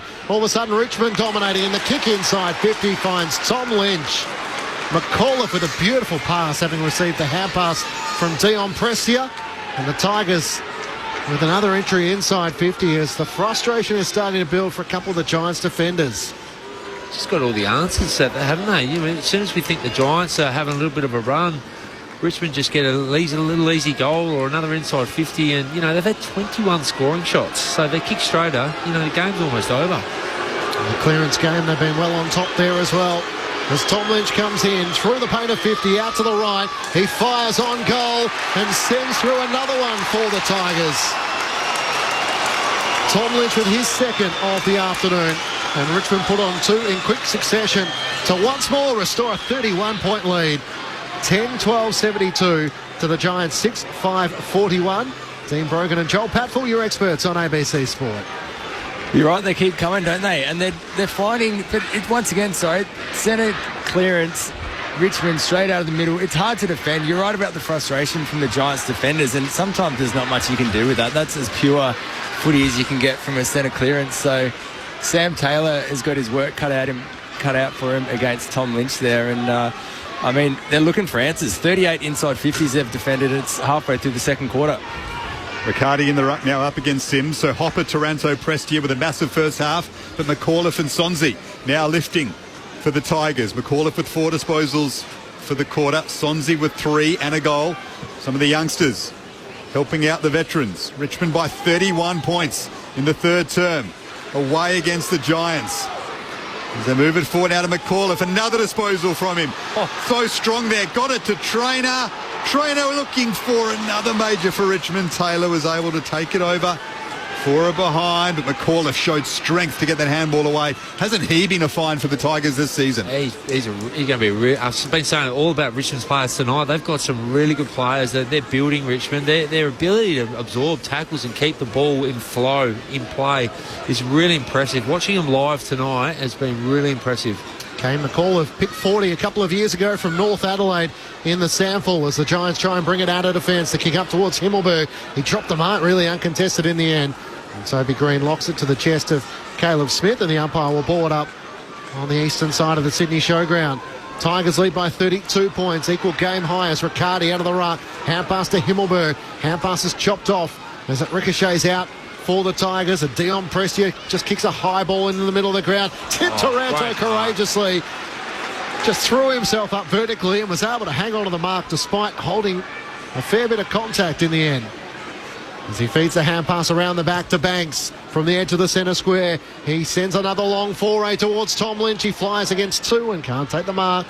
Through for a minor score. 33 points is Richmond's lead, the biggest lead of the match so far, having booted the last 2 goals of the match after the Giants kicked the 2 before that. Taranto just wanted that ball more than Lachie Whitfield. It was a 50-50 ball, and he said, I'm not losing it. And that's been the story of the Richmond's players tonight. They've just wanted it more than the Giants tonight, and that was a classic example of Taranto wanting the ball more than Whitfield. About the third time he's outmarked Whitfield in a contested fashion in this game so far, as Fonte sends it up to the wing. Another mark to the Tigers. Young Sims, another one impressing. Moves it up to half forward to Jack Ross. Now puts it deep into attack. Well done by Taylor. Another punch away. Wrapped up down there is Hopper. We'll have a ball up. In fact, it's Steely Green with a couple of goals to his name. Another ball up. Left forward pocket for Richmond, who lead by 33 points. Can you believe it here at the Sydney Showgrounds? Riccardi wins down the tap, but it's straight to Taranto. Kicks towards the goal mouth. Was that 15? Buckley thought it was. The umpire says no play on. Out past to Kelly. A clearing kick up towards half-back. Flying in the pack was Cadman. Crashed it and brought the ball down to the front, where the Tigers are just more desperate. Gray gets a hand pass out to Banks. Feeds it back, where Prestia looks for a centering kick and finds McAuliffe. The young Tiger on the edge of the centre square at half forward, with Richmond leading by 33 points. Can switch it in the middle of the ground for Broad. It has Caleb Smith at right half forward. He's reluctant to move it laterally, but now he has no other option but to head there. So at right half forward, still 2 kicks out from goal. The Giants have everyone but 4 players inside their defensive 50. So the Tigers will have to be patient here. Caleb Smith kicks them inside 50. Tom Lynch is the target, pushed out of it by the Giants defence as Fall was pushed into him. Fonte trying to rush it through, and Steely Green was lurking to throw a boot at it. His body's left, right and centre. A minor score for the Tigers. They lead by 34 points. They are pressing, aren't they? They're just their time in forward half, the last 5 minutes has all been Richmond, and you feel that they're going to kick another 1 or 2 goals. It could be a long night. Long way back for the Giants. Giants need to peg this margin back by a couple of goals before three-quarter time as Whitfield goes long. Good contest by Callum Brown. Jones was at the foot of it. Handballed inside 50, looking for McMullen. Coming away with it nicely was Caleb Smith. Jones then lost the handle after it was turned back over. Smith again to Taranto. And now Broad needs an option, goes across his own goals and finds one in Sam Banks. Marks in the left back pocket. A massive test for Adam Kingsley coming up now, not just in this game, but in the context of their season. All of a sudden, the Giants coach is going to come under a little bit of pressure, considering some of the defeats in the first half of the campaign. Daniel Garb and Matt Clinch calling the action. Phil Pryor down on the boundary. Dean Brogan and Joel Patfull, your experts on ABC Sport. As Miller tries to thread the needle, kicks up towards Jack Ross on the wing. Richmond's transition has been so impressive tonight.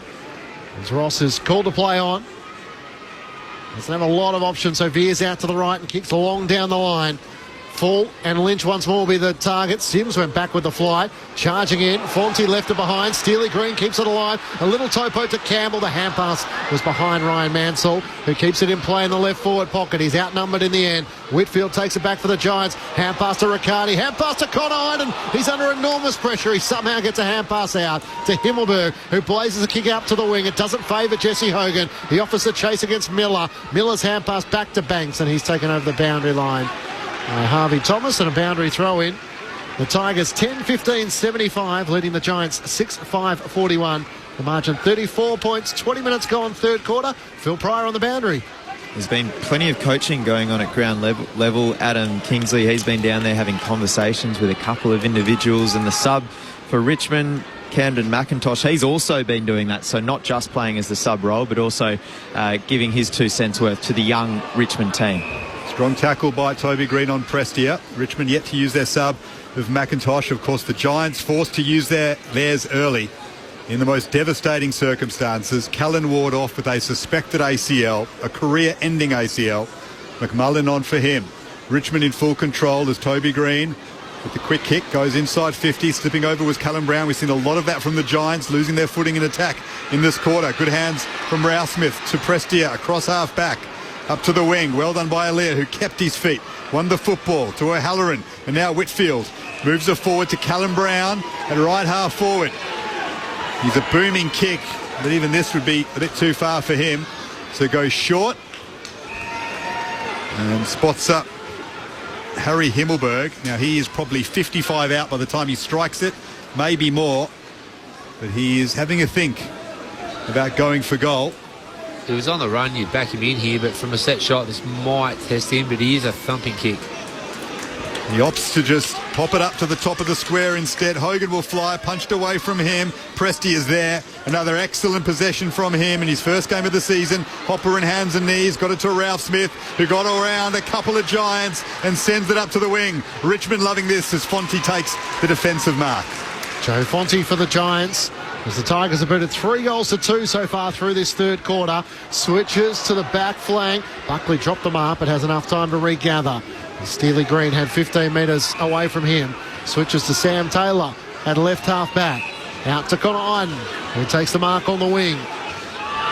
Riccardi thought about receiving the ball, but he was heading to the bench. In the end, he just makes his way over the bench because the Giants are keen to get a few back on, including Lockie Ash, who eventually gets involved in this chain of play. Switches it in the middle of the ground. An adventurous kick for Lockie Whitfield. Now Himmelberg's all on his own at half forward, but the kick is wide of him. He gathers just inside the boundary line. Kicks with a centering ball, looking for Cadman, who flies on the shoulders of Hogan and takes the mark for the Giants. They have banged away inside 50 in this third quarter.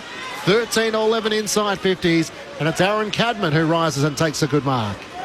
Well, banged away is right. They've just been hitting it to that spot, haven't they? And they haven't been able to find someone to have a run and jump. But Cadman, when he has run and jump tonight, he's looked dangerous, but he just hasn't been able to get to enough contests. But a great run and jump there, great mark inside 50. 13 goals for the season for Aaron Cadman. The Giants trying to get going here, directly in front, 35 metres out. Cadman comes in and pulls one back for the Giants. 3 goals apiece so far in this third quarter, and it's a 28-point lead the Tigers' way.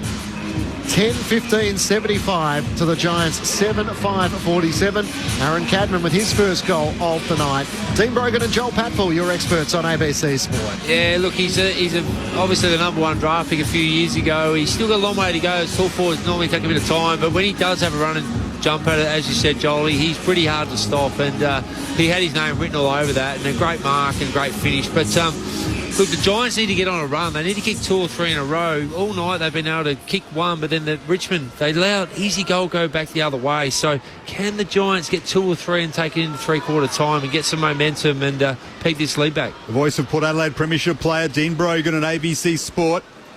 Twilight Saturday footy. Richmond lead by 28. Giants need another one before three-quarter time. We're in time on in this third term. Richmond come away with it. And it was Banks who spotted up Seth Campbell, left half forward, plays on now. Chisels one into attack. Fonte is able to punch it away. And under pressure there is Sonzi. Tackled as he's taken over the boundary line. Again, some more push and shove. A Richmond player falls to the ground, appealing for a free kick. You can't build that pressure when you're losing centre clearance so easily. All of a sudden, Richmond's attacking 50 again. Giants are completely out of play. Thrown in. Nankervis up against Briggs. Comes down to the front. Where Prestia. In fact, it's Hopper who's tackled and brought down by Tom Green. And the umpire is going to ball it up. Left forward pocket for the Tigers. They lead by 28 points. Briggs tries to win down the tap to Tom Green. He pirouettes and throws on his right boot with a clearing kick for the Giants, but Nick Vlostone takes the mark. Had to wear the contact from Cadman, who got him high. And Vlostone takes a good contested mark at left half forward for the Tigers. Looking to dominate some possession in their forward half as he centres into the middle of the ground for Nathan Broad. Approaching three-quarter time here at the Sydney Showground. Continues to switch to Banks, who marks still inside the centre square. The lead comes from Jonty Fall to the right forward pocket. He goes more direct than that to Tom Lynch with the arms outstretched. And Sam Taylor can't get a hand onto it. And he is starting to get frustrated as Tom Lynch takes the mark in the right forward pocket and will go back and shoot for his third. Just a brilliant bit of play by Richmond. They switched the ball. Great mark by Boston. Switched the ball, and it was almost like a little set play where they could identify that Lynch had Taylor on his back, and they just put it in front of him just enough so Lynch could take, I wouldn't say an easy mark, but a mark that a forward you would expect to take of his calibre. They're doing everything that the Giants can't. Patience, marks inside 50. And now Tom Lynch to finish the work from the right forward pocket. He fires on goal, and it's across the face to the left. A minor score, and the Tigers lead by 29 points at the 26-minute mark of the third quarter. Bad miss by Lynch. Another aspect of the Ward injury, of course, is another midfield operator out for the Giants. And O'Callaghan, Cornelio, Brent Daniels today. Kelly's back, but it's been their weakness over the past month or so. So still light on in the midfield. And Richmond have taken advantage. Taranto, Prestia, Hopper have all been outstanding. McAuliffe having an impact now as well. And that's a good mark by Vlosten. One of their premiership stars, really having a strong defensive impact. That kick is picked off though by Buckley. Giants need to get going as we get close to three-quarter time. Richmond up by 29 points. Buckley goes to Iden. Now to Ash. They play on through Hogan. Briggs it was, in fact. Back to Iden. Now Green. The handball game from the Giants in vogue. Ash to McMullen, but he missed his target. Wanted Kelly. Couple metres behind him it was. Gathered by Ross. Sweeping handball out in front of Campbell. And another one now. Looking for Trainer into attack. Sonsy's there. In fact, it's Green over his head. Steely Green. O'Halloran tracks it back. Looks to paddle it towards Taylor. And eventually it's over the boundary line for a throw in right forward pocket for the Tigers. Richmond in control as we get close to three-quarter time. 29 points up. Saturday twilight footy on ABC Sport. Well, they're lucky they're playing one of the bottom teams, the Giants, because they would be 10 goals plus down the way this quarter's rolling out if they weren't. Off the back of their win against the Blues last week, the Giants searching for back-to-back wins for the first time since gather round 5 of the AFL, as from the throw-in, Taranto has it locked to his chest. Just on those inside 50s, Brogue, so they've had 16 shots on goal, the Giants, for 12 scores from 32 inside 50s. Yeah, it's extraordinary number, isn't it? It's just the efficiency. The Tigers have had an inside 50 47 times as the Giants, through Jesse Hogan, takes the mark. Got it from O'Halloran, has the easy chip kick over the top. He was reluctant to go there as McMullen marks at the edge of the centre square. A driving kick inside 50. Riccardi the target. Gray did well to make the spoil. Sliding in Ross, locks the footy in under the body of Harvey Thomas, and the umpire will ball it up in the right forward pocket for the Giants. Darcy Jones furious. He had the 50 to himself, wanted Hogan to pop it over the top to run onto. Hogan decided against it. And Jones, a youngster in this Giants outfit, turned around and gave the Coleman medalist a bit of a serve, which takes a bit of bravery. Here is Hogan. Can't get ball on to boot. And the Tigers can clear defensive 50 with courage, though. Kelly comes across and takes the mark. He's 51 out. They need the next goal badly, do the Giants, before three-quarter time. Time ticking down. Kelly from 51. Inside the square through the hands of Riccardi. And through for Hines. It's a bad kick, that one. It's a nothing kick, isn't it? Nothing kick. Nothing. 28 points, Richmond lead by. And time ticking down before the final quarter gets underway. Still to come tonight. Sydney taking on the Adelaide Crows. That's right. Yes, across town at the SCG. 2 games in Sydney on this Saturday, as Nick Vlostone looks to bring the Tigers back into play. Sends it as far as he can, up towards the wing where Tom Lynch sets himself. Jonty Fall crashes into the pack as well. It's swatted forward by Mansell of the Tigers, but only as far as Connor Iden. Hand pass away to Lockie Ash, kicks inside 50, and it's out of bounds on the full. Free kick going the way of the Tigers. And Nick Vlostone to take it. A lot of finger pointing from the Giants. And they're starting to get really frustrated now. A little bit of fatigue sets in. You start to really rue your mistakes and start pointing the fingers and dropping your head. And, yeah, it's been a bad night for them. Still a quarter to go, but they look unlikely more than likely. Richmond have kicked 10-16. This margin could be far more severe. Briggs starting to get his hands on the football now, but he's turned it over straight to Prestia, and they'll be happy to just chip this around, Richmond, and chew up some time. Here's Tom Brown at centre half back, needs to get rid of it, does so, and finds Jonty Fall on the wing. And he'll get a message from the bench. Just go all the way back. We're 28 points up. The three-quarter time siren's not too far away. Just make sure the Giants don't get clear possession would be the message. So Fall kicks it to half forward. It's a strong grab by Briggs. They've got to get going quickly if they want to have one more shot before the final change. I think time will evade them, GWS, as Ash goes across defensive 50 and finds Josh Kelly. And that will do it for this third term. Richmond maintain their half-time advantage. They are 28 points up. And a famous victory for Adam Uze's men, following on potentially from upset wins over Carlton and Gold Coast this season, is in play. And a devastating afternoon regarding the injury to Callan Ward, which will almost certainly end his career. And their worst loss of the campaign stares the Giants in the face if they can't arrest this in the final term. Some breaking news coming through from the match review officer. Lloyd Meek has been cleared for his incident involved with he and Collingwood's Pat Lipinski in the third quarter of Friday night's match. Lipinski was the target of a kick inside forward 50, with Meek approaching the ball from behind to contest the mark. With eyes on the ball, Meek attempts to spoil with a straight arm that does not deviate from the line of the ball, and in doing so makes primarily body contact with Lipinski in the marking contest. So it was the view of the MRO that Meek made a genuine attempt to spoil the ball, that his actions were not unreasonable in the circumstances, and that he took reasonable care to avoid making forceful high contact. So always interesting with the match review officer and the way in which it is being viewed at the moment, with concussion being such a focus. The Tigers by 28 points at three-quarter time, 10-16, 76 to the Giants, 7-6, 48. Cal Ward with a suspected ACL injury in the first quarter. The Giants made their sub immediately, and the Tigers booted 5 consecutive goals in that first quarter. They kicked 6 goals to 2 in the first quarter to lead by 28 points. They led by 26 at half-time, and now by 28 at three-quarter time. 2 goals to Tim Taranto, Tom Lynch, and also to Steely Green. Individuals to Hopper, Fall and Sonsi, while for the Giants their goals have come through. 2 to Jake Riccardi, individuals to Toby Green, Cadman, Tom Green and Cody Angrove alongside Callum Brown as well. Three-quarter time here at the Sydney Showground. It's the Tigers who lead by 28 points. Saturday afternoon footy on ABC Sport. Get your footy fix live and ad-free with the ABC Listen app. Whatever footy you're after, we've got you covered. Called by ABC Sports expert commentary team. ABC Sports coverage of the footy on the ABC Listen app.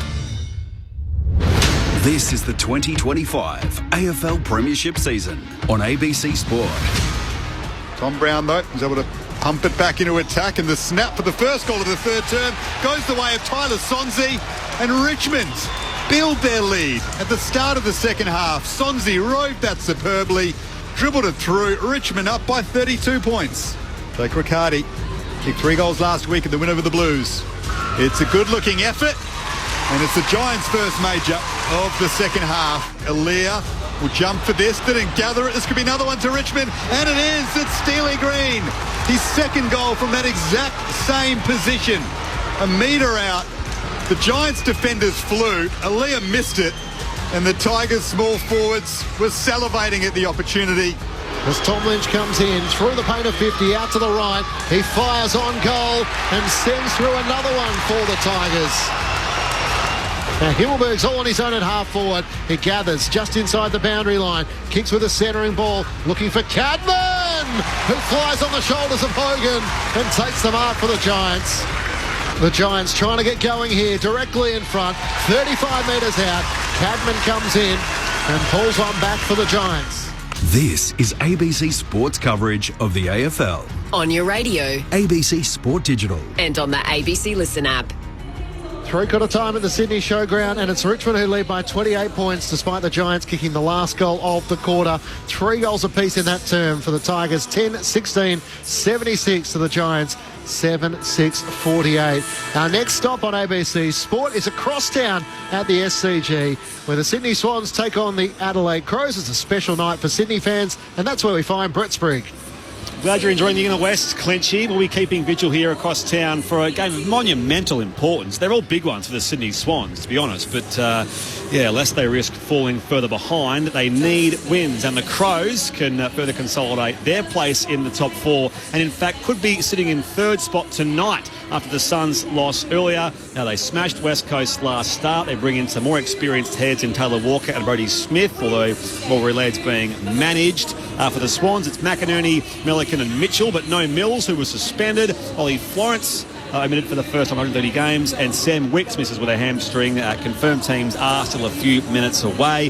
They're honouring the 2005 Premiership team here tonight. We'll have one of those players with us in Ryan O'Keefe joining us in commentary, but the current day Swans aren't thinking about that sort of stuff. It's just about re-establishing a standard, particularly here at home on this Saturday night. Ryan O'Keefe and Cal Sinclair here as well. We'll be joined by our voice of SA Footy and Aaron Bryans and Declan Byrne on the boundary. Swans v Crows coming up about half an hour down the road from you. Clint, you know you can get here for the last 3 quarters of the game. Thank you, Spriggy. I might just do that.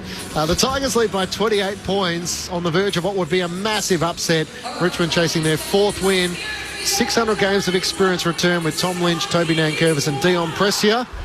It's a big, big mountain for the Giants to try and climb in this final term. Dean Brogan and Joel Patfull with what's to come.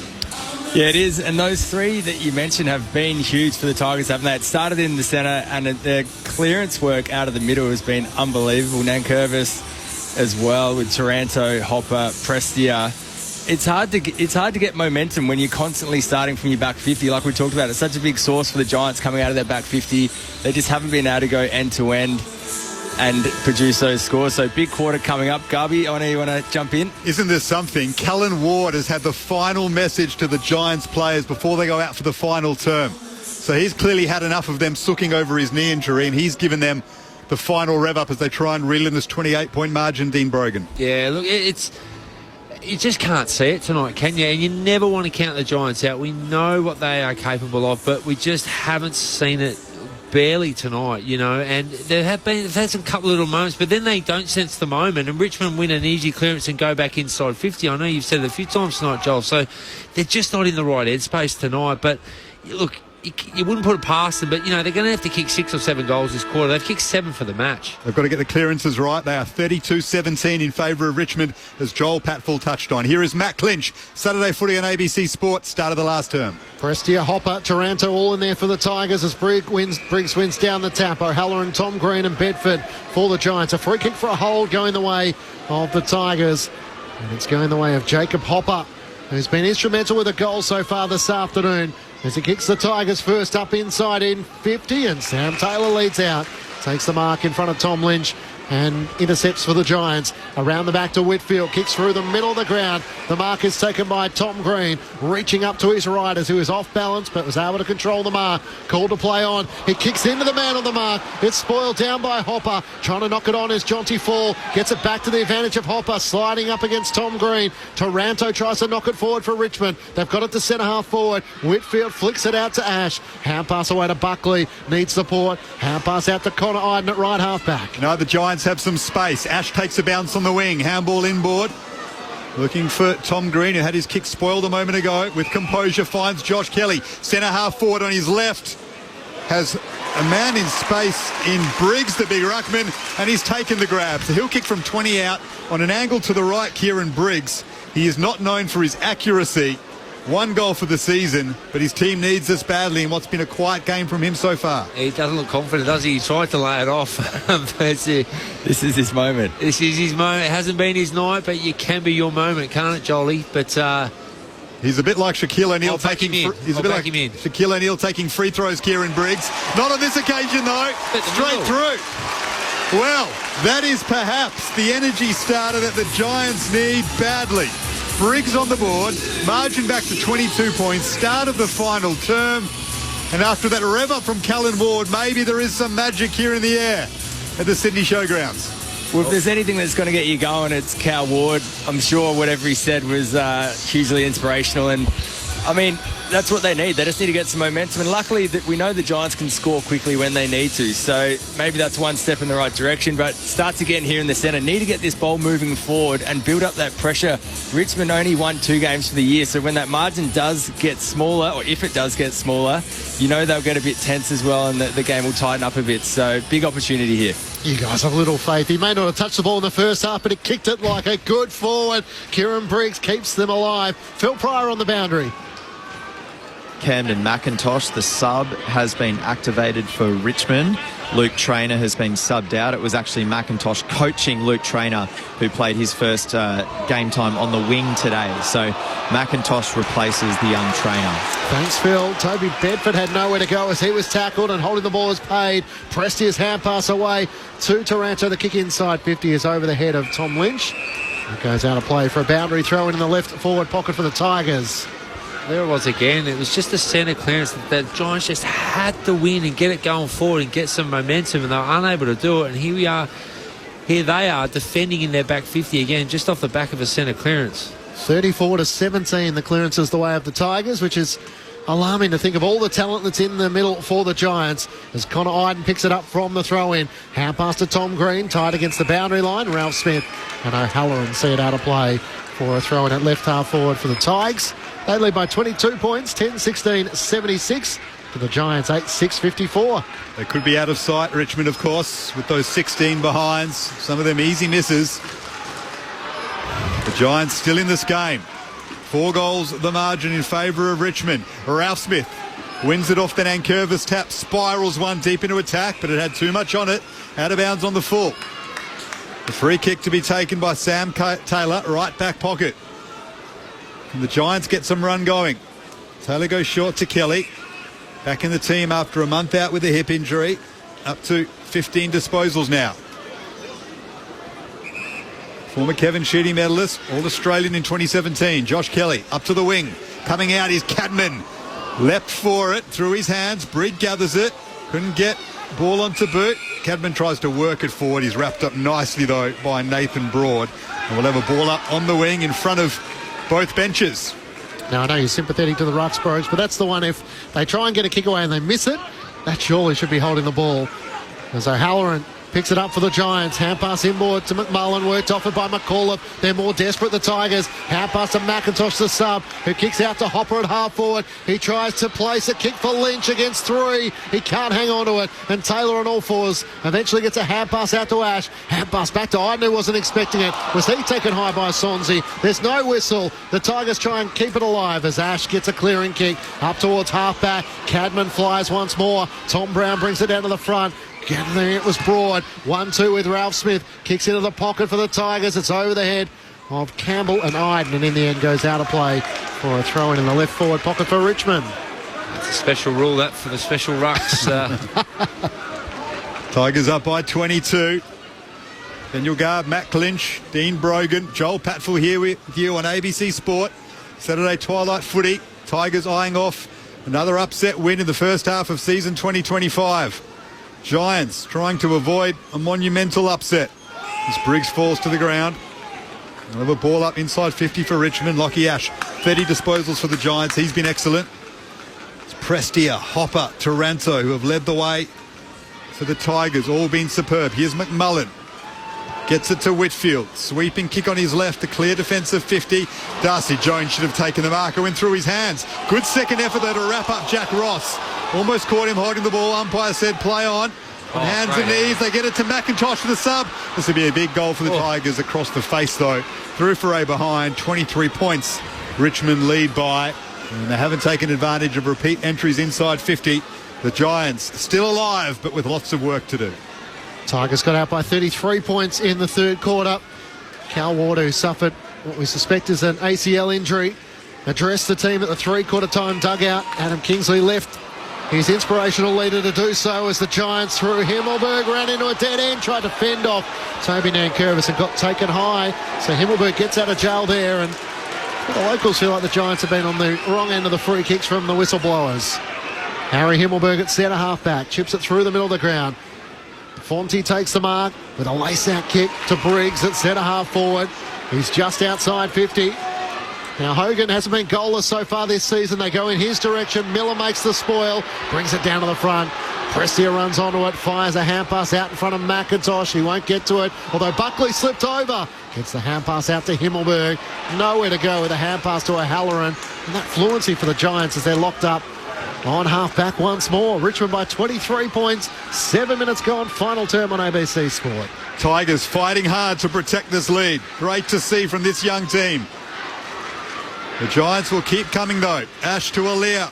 Here's O'Halloran. Keeps his feet. Got the handball off to Ash. Now to McMullen, just inside 50, has a shot at goal and converts. Another one for GWS. And it's Toby McMullen, the man who came on for Callan Ward, who was limped off with that career-ending suspected ACL. Pegs the margin back to 17 points. Well, it's game on now, isn't it? What I liked about this goal is he had an option to handball it, but he said, no, I'm going to kick this goal. He took the responsibility. He had someone on, but he took the responsibility for a young kid to say, no, I'm going to kick the goal and get us going. I loved it. Brilliant goal by the Giants. They're just scrapping their way forward, aren't they? And just there's something there. Are these misses by Richmond going to come back to haunt them? I feel like there's a bit to play out and it might come back to haunt them. Toby McMullen with his first goal of the season. It's every shoulder to the wheel for the Giants at the moment as they try and claw their way back. The Tigers led by 33 points in the third quarter. It's a 17-point margin with the first 2 goals away of the Giants. Briggs wins down the tap, but it's beautifully rowed by Hopper. Kicks the Tigers inside 50. Buckley got rid of Sims and takes the mark for the Giants inside the defensive 50. He chips it out to Lockie Ash. Possession number 32 coming up for him. Leading disposal getter on the ground as he takes a bounce and runs towards Seth Campbell. Hand pass forward to Fonte. He blazes away to half forward. Broad coming one direction, Cal Brown the other. In the end, Broad dropped the mark, but it's picked up by Nick Flostone. Switches it out to the far wing. Ross had to wait underneath it. Spoiled down by Himmelberg for the Giants. They're winning a few one-on-ones. Hand pass forward to Riccardi. Gets it away from Darcy Jones. Fires on goal. It's across the face. And Toby Green with one arm can't reel it in. Through for a minor score. 16 points as the Tigers lead. Approaching 10 minutes gone in the final term. And some of the Giants fans are starting to come to life. A couple of big one-on-one victories there. Harry Himmelberg on the wing. Get it going the other way. And it's funny how quickly that momentum can shift and a bit of energy in this stadium now as well. This young Tigers defence being put under pressure now. One of them, Caleb Smith, has his hands on the football. Kicks out to right half back, and that's an excellent grab by Sims. What a player he might be. That's a huge mark, the mark of a veteran, Dean Brogan. Yeah, he's looked good. I really like the look of him. He looks like a great replacement for Lynch in a year or two. And he's only playing his 4th game. Kicks to half forward. Briggs punches it away through the hands of Himmelberg, though. Nankervis gathers it. Gets it to Ross. Snaps one. Inside 50. Well done by Aaliyah. Watch that closely and got it to Lockie Ash. Handball back to Buckley. Now to Ash. Possession number 35 coming up for him. If the Giants are to win this, it'll be largely due to Lockie Ash, who's been superb. Hits up Riccardi on the wing. Up to half forward. Puts it out in front of O'Halloran. 2-on-1 against him, but smartly gets boot to ball. In the pocket, though, on his own is Miller for Richmond. He sends it up to the wing. Ralph Smith's underneath it. And there's a free kick against Harvey Thomas, who sensed the danger, put a hold on Ralph Smith, and that's a fair free kick despite the protests of the Giants faithful. Richmond by 16 points. As Ralph Smith looks to come inboard to Caleb Smith, who takes the mark. The Tigers have booted 4 goals 12 since quarter time. They kicked 6 goals to 2 in the opening quarter. Smith called to play on, so he blazes as long as he can in the direction of Sims and Lynch. In the middle of the pack was Sam Taylor, who takes a big contested mark. Starting to show some frustrations in the third quarter as Tom Lynch took 3 intercept marks against the number 1 intercept player in the competition. The Giants through the middle of the ground to Whitfield. He kicks out to Fonte. He marks attacking side of half-back and looks out to the broadcast side. Trying to get it to Cadman. In from the side with Ralph Smith. Lekalia tries to get involved. He breaks through the congestion. Fires a hand pass forward to Thomas. At right half forward for the Giants. Into the pocket. Kicks looking for Hogan. He can't take the mark. It's that sort of night for Jesse. And Toby Nankervis got back and sees it out for a boundary throw in the right forward pocket for the Giants. The Tigers by 16 points. 12 minutes gone. Final term on ABC Score. Never mind not kicking a score, Jesse Hogan hasn't taken a mark tonight. That one set up perfectly for him and through his hands. He apologised to Harvey Thomas. Boundary throw in deep in attack for GWS. They're doing all the attacking. Here's McIntosh as his handball slapped away by Toby Green. Bedford gets hands to it, tries to get free, thrown to the ground. No prior opportunity. Another ball up, right forward pocket for GWS. Richmond lead by 16 points. 12 and a half minutes gone in the final term. Hogan trying to do the right work alongside Miller. Riccardi's there as well with Nankervis. Now Hogan gets hands to it. Looks for Toby Green under pressure there. The Giants. Callum Brown with a quick snap. It's gone through. It might have been holding the ball against Sonsi. Advantage was paid, and Callum Brown has his second. And Richmond's lead is now back to 10 points. It's not pretty, is it? But they're finding a way to get back in the game through sheer effort there. It's just a way. It's a contested footy, scramble at the top of the goal square.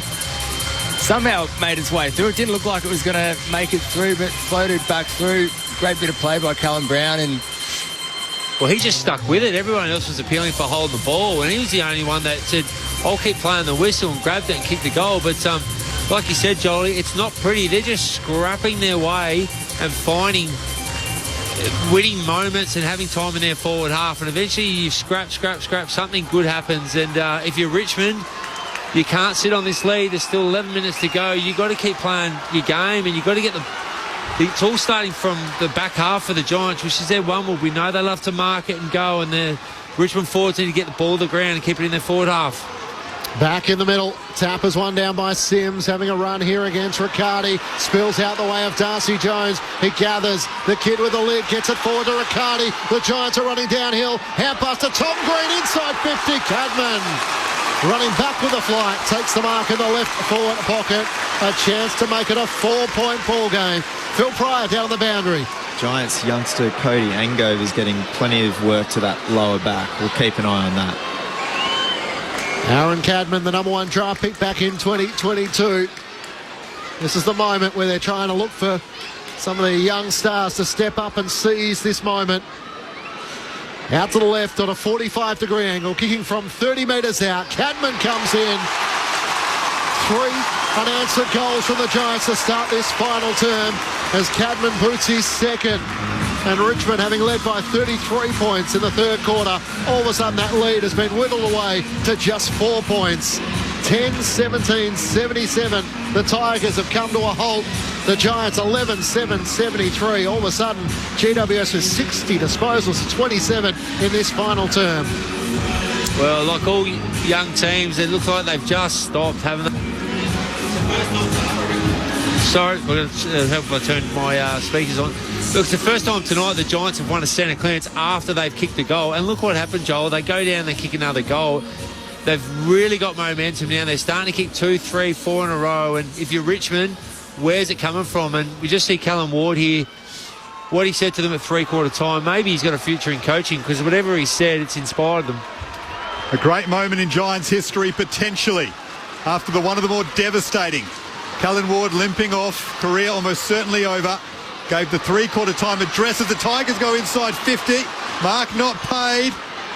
Whitfield gets hands on the footy courageously. Got it to Iden. Now O'Halloran. Bedford bounds away from half-back. Throws it on the boot. Up to half-forward through the hands of Callum Brown. We'll have a boundary throw in just forward of the wing for the Giants. Richmond led by 33 points in the third term. Their lead is now back to 4 points. And maybe there was some magic in that Callum Ward three-quarter time huddle. Well, all of a sudden they're up and about, aren't they? There's a bit of energy, the ball's moving quicker, and there's some big contests being won by the Giants players out there. 65 disposals to 28 the way of the Giants in this final term. Joel Patfull with you on ABC Sport. Sharped forward by the Tigers. They get it out to Tim Taranto. Tackled and dispossessed. It spills out the way of O'Halloran. Kicks the Giants inside 50. Big fly from Brown. He crashes the pack. At the back it's gathered by Miller for Richmond. Switch and kick to Ralph Smith. Spoiled down almost by Josh Kelly. And then it was chopping of the arms, and much of the relief for the Richmond defenders. Ralph Smith gets the free kick. Kicks out to Broad at left half-back. Richmond lead by just 4 points. 17 minutes gone, final term. So now pressure on the Tigers. They have to attack, or else this orange tsunami will engulf them. Here is Mansell on the wing. Kicks to half-forward. Punched away from the pack. Double-fisted by Buckley. Fonte jumped up to meet it. Riccardi slaps it away from the back. Quick hands by Kelly on the wing to McMullen. Now Bedford. Angove. Inside 50 they go. Looking for Hogan. Well done, Miller. Another contested win against the Coleman medalist. And they get it away from centre-half back. Socket straight to Himmelberg, though. And now Darcy Jones gets back on his feet. Finds Thomas. Gets the hands free. Back to Jones at centre-half forward. Darts around a tackler. Kicks into attack, but wasn't looking as to where it was going. And back there is Campbell Gray taking the defensive mark for the Tigers, who are under siege, Matt Clinch. Richmond by 4 points. What about the efforts of Miller on Jesse Hogan, last year's Coleman medalist? He's played a couple of metres in front of him all match, and Hogan has wanted the ball out the back, and the Giants just haven't been able to get it to him. McIntosh switches the ball to sub, out to right half back where Banks takes the mark. Maybe the most vocal we've heard this Giants crowd since that opening round victory over the Magpies. As the Tigers are happy to switch it back inside defensive 50. Gray works it back to Miller. The four-long mention. Out to Nick Flostone at left half back. Plenty of space as he works it out to Smith. Takes the mark in front of the two benches. The Giants not pressing at the moment. So the Tigers just waxing as they move the ball down the field. Back into Flostone. And now the crucial kick. One-on-ones further afield. Flostone called to play on. He looks wide for Broad. Bounces off his shoulder. Couldn't take the mark through the Cadman pressure. Smith tries to knock it forward. O'Halloran couldn't take it cleanly. Spills off the boot of Cal Brown, who follows up with a good tackle. It ricochets off Ross. Big tackle though by Whitfield. And not rewarded. Who gets up and makes the point to the umpire as Caleb Smith returns the footy to be balled up. Richmond by 4 points. 19 minutes gone. Final term. Plenty of footy to be played. Palmed down by Nankervis. The ball's at half forward for the Tigers. The Giants win it though. Kelly to O'Halloran. And now Riccardi over the head of Cadman. Poor mistake. He had 5 metres on Broad. And Broad ends up with it at left half back and goes short to Prestia. Possession number 27 for him in his first game of the season. No one expected this return from the veteran. He's led the way, but there's plenty of work to do still for Richmond. Up to the wing. The leap is from 4. Over his head and over the boundary line. A throw in. Left half forward for Richmond, who lead by 4 points after being up by 33 in the third term. Well, they've got to find a way to score here. They're not going to hold on. There's still too much time left. Would be 7.5 minutes. At least 1 or 2 more goals. And the concerning thing, they've kicked 4 goals since quarter time, Richmond. So desperately need to find a way through. 4 goals, 12, Joel. And what could have been as Briggs tries to take it out of the ruck, having knocked it down and then kicks it forward. But Ralph Smith running back with the flight takes the intercepting mark. The Tigers leading by 4 points. Ralph Smith kicks up to Toby Nankervis. He takes the mark. Briggs is trying to push back into defence, so he's setting himself for the next kick as Nank sends it over the top of him towards Lynch against 2. Himmelberg makes the spoil. Down to Lekalia. Gets the half pass over the top to O'Halloran. Under pressure, he kicks a long ball up towards the wing. Cadman out number 2 on 1. Broad's there. Makes the spoil with Smith. It's knocked out though by the Giants. Kelly tries to get it forward. Brown can't keep it alive as he tries to get it back to Cadman. And it goes out of play for a boundary throw in. Kelly was held there. Not sure how that wasn't a free kick. He would have broken away. The free kicks are 14-4 the way of the Tigers, which sometimes you don't notice, but it has been noticeable in this second half. Kelly had space there to move, was clearly held. Umpire was right there. An odd decision. Richmond fans will take it. They're up by 4 points. Good win though by Tom Green on the wing. Gets it back to Ash. Another disposal for him. Inside 50. Cadman grabbed it on the way down. Brilliant mark, Aaron Cadman. Well, he controlled it down from its highest point possible, and just as it was about to hit the turf, he got a couple of fingers underneath it and held onto it, and Cadman will kick from just outside 50, 45-degree angle to the right. Go Gadget arms, they were really high. It was probably a free kick anyway, but yeah, it landed on his chest when he landed on the ground, and the way he's been kicking the ball tonight, he will split the middle for this one and put the Giants in front. Well, Hogan's been absent. Can Cadman be the man to inspire the Giants? Looking at his third goal, it just draws across the face. 4 are behind. Richmond lead by 3 points now, and time is starting to tick down. It's going to get nervy real soon. You'd think if Richmond kick one, it might be a little bit too hard for the Giants, but if Giants kick one, you think the Richmond are going to probably fall over. The Giants with the last 4 goals of the match, 4-2 in this final term. Richmond just one behind. Nick Flostone as far as he can, out towards half-back. It's locked to the chest of Taylor, who's tackled by Tom Lynch, and the umpire will throw it up. Richmond by 3 points, 10-17-77 to the Giants, 11-8-74. The Tigers lead by 33 points. Cal Ward addressed the troops at three-quarter time with a suspected season-ending ACL injury. Tom Green gets it in the middle of the ground. Hand pass over the head of Toby Green. He's worked out of it by Banks. Needs support. Smith is tackled. Hogan locks into his chest. They all turn to the umpire, and it's a ball up. 35 metres out from the Giants' goal. 23 minutes gone. Final term. Richmond by 3 points. Considering the Cal Ward story, this would be a very famous win for GWS. What an upset it would be for Richmond, who managed to clear defensive 50. Whitfield got hands to it. Chose to mark instead of letting it go out on the full. And I think that was the wrong decision because he failed to take the mark, and there's now a boundary throw-in. On the wing, out of side. It's getting to the time where you start to really look at those decisions by players closely, Dean Brogan and Joel Patfield. He was just in two minds whether to mark it or let it go, and end up hitting and going out of bounds for a stoppage. Here is Hopper, gets it back to Prestia. The Tigers veterans starting to lift again. Taranto underneath it. Bedford wins it back to the Giants. Starts around a couple on the wing and sends it to half forward. Out to mid is Cullen Brown. Blostone with an excellent contest. Toby Green's being quiet. The captain gets hands to it to Himmelberg. Just inside 50. Falling over. Tackled by McIntosh. And now Brown takes it over the boundary line.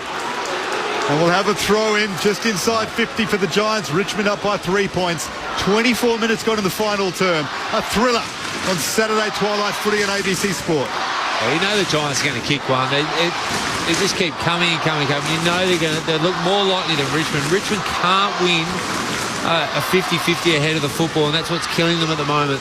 Into the final 5 minutes. Nankervis got rid of Briggs, gets a hand pass forward, but only as far as Fonte. Banks it inside 50, and Cal Brown in front. Hugs it to his chest.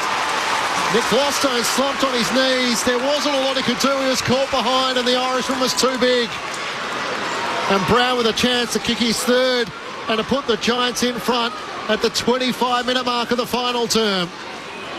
Well, you called it, Brogues. Just time after time inside 50. Eventually, it takes its toll, and what a turnaround! The script writers writing the documentary might have stumbled on some gold here. From 33 points down, Cal Brown comes in for the last 5 goals of the match, and now the Giants are in front. The Orange Tsunami has come from a long way back, but they have taken the lead. In the dying stages of this match at the Sydney Showground, the Giants 12-8-80 to the Tigers 10-17-77. And Cal Brown boots his third, and Dean Brogan, you predicted it beautifully. Yeah, look, we said at three-quarter time that if any team can do this, like no lead is 30 points is nowhere near enough in the modern day game. But the Giants just didn't look lightly at all, did they? But as soon as they kick one or two, you can just sense the energy in the stadium. You call it, Jolly, just swung so ferociously, and now the Giants, you can't stop them right now, and Richmond actually don't know what to do. They can't win a 50-50 ahead of the footy, and that's what's hurt them in the second half. Giants are just pinging off half-back. Cal Brown, 3 goals last week against Carlton, backing it up with 3 more this afternoon. He's put the Giants in front. Can Richmond wrestle the lead back? Time ticking down. They go inside 50. Here is Steely Green. Got the handball free under pressure from Fonte. Sonzi missed the soccer. Kelly got hands to it on defensive 50. Back to Iden. Drives it up to the wing. A contest between Cadman and Gray. Gray did well to keep his feet and go all the way back to Blostone. The Tigers champion, pop one high from Cadman. And he's happy to take the free kick. 27 minutes gone in the final term. The Giants lead by 3 points after trailing by 33 in the third term. Blostone kicks out to Ralph Smith. He takes the mark, fully stretched at left half forward. The Tigers have led since the 13-minute mark of the opening term as Ralph Smith kicks him inside 50. In the end, Fonzie went for the spoil. He could have marked. It's a chance for the Tigers. They can't get it clear as Mansell can't get it out. Hampas comes out to Kelly. He fires it out to the wing. Cadman rises, brought it down against Gray. Gets the Hampas to Jones. Back to Cadman. Long searching ball into the middle of the ground. They probably don't need that. Hogan caught behind against Miller. He makes the spoil. Gathered by Prestia. Hampas to McIntosh. Now works it back to Vlostone. The Tigers will have to take some risks. Straight through the middle of the ground. On the half volley to Hopper. He's tackled and brought down by Bedford. Gets the hand pass away. Back to Miller. Hand pass to Prestia. Over the top to Banks. Tom Brown trying to get through. He's almost brought down by the backside of O'Halloran with a tackle. It ricochets to Buckley at halfback. And he kicks the Giants up to the wing. Just goes for space, does Jack Buckley, hoping someone can make a contest.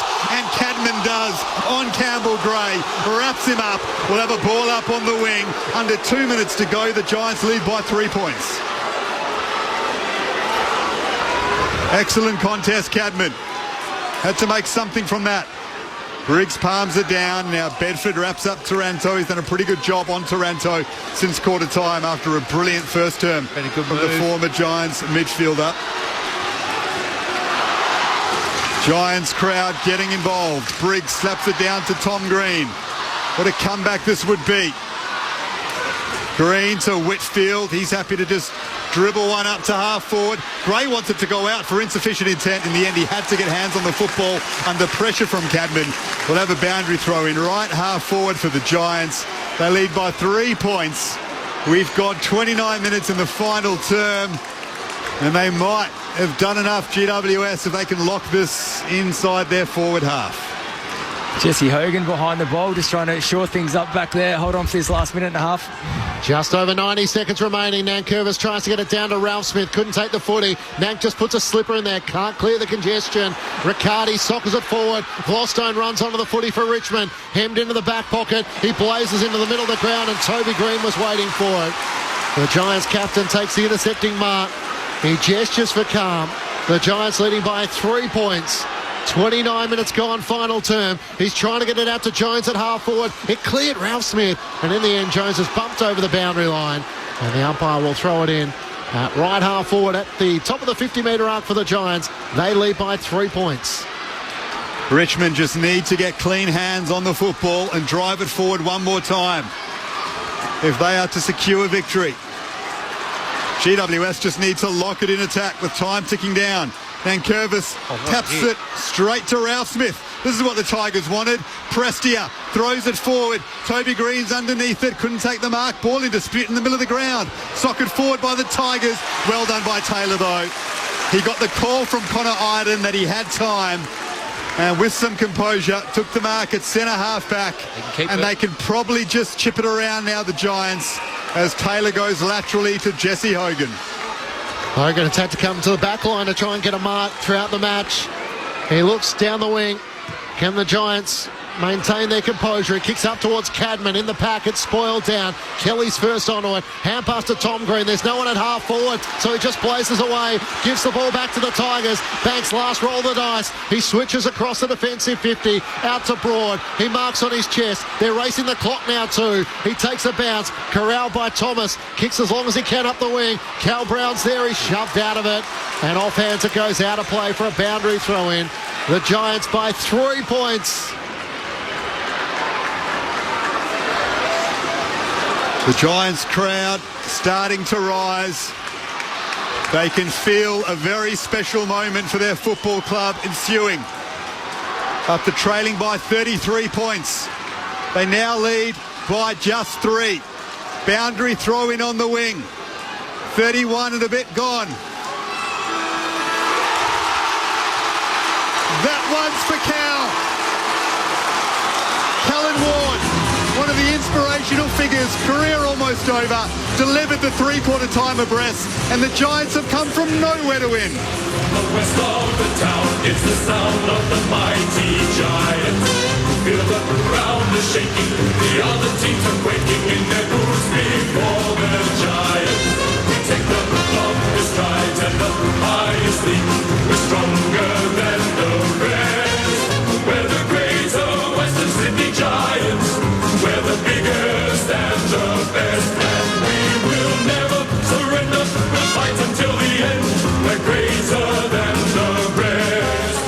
They trailed by 33 points in the third term, but they kicked 5 majors to just 1 behind from the Tigers in the final quarter to record a victory that might just give their season an almighty boost.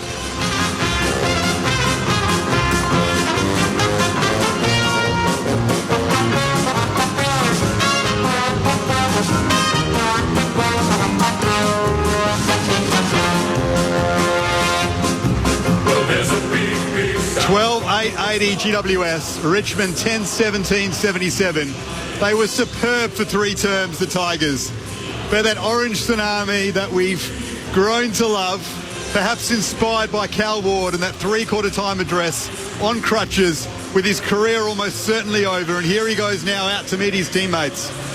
Perhaps was a bit of magic they needed. And the Giants record back-to-back wins for the first time since round 5. Dean Brogan, Joel Patfull, your experts on ABC Sport. What an incredible finish. Yeah, look, I was just a bit lost there. I'm just watching Callum Ward head out.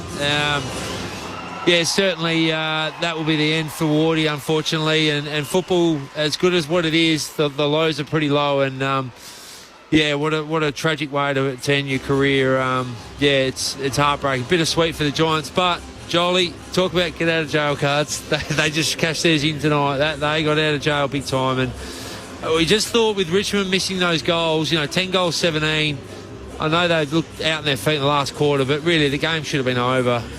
But look, that's football, isn't it? You're right. They missed those opportunities early, and 4 goals since quarter time isn't going to win you too many games of footy. And I mean, the Giants, it wasn't pretty, but they found a way to win the game of footy. It wasn't the normal polished running off half back, hitting a target inside 50, what we're used to seeing from the Giants. It was scrappy, it was get the goal forward, it was opportunistic, but they found a way to win a game of footy when really the first 3 quarters they didn't look anywhere near it. They didn't look motivated, they didn't look interested.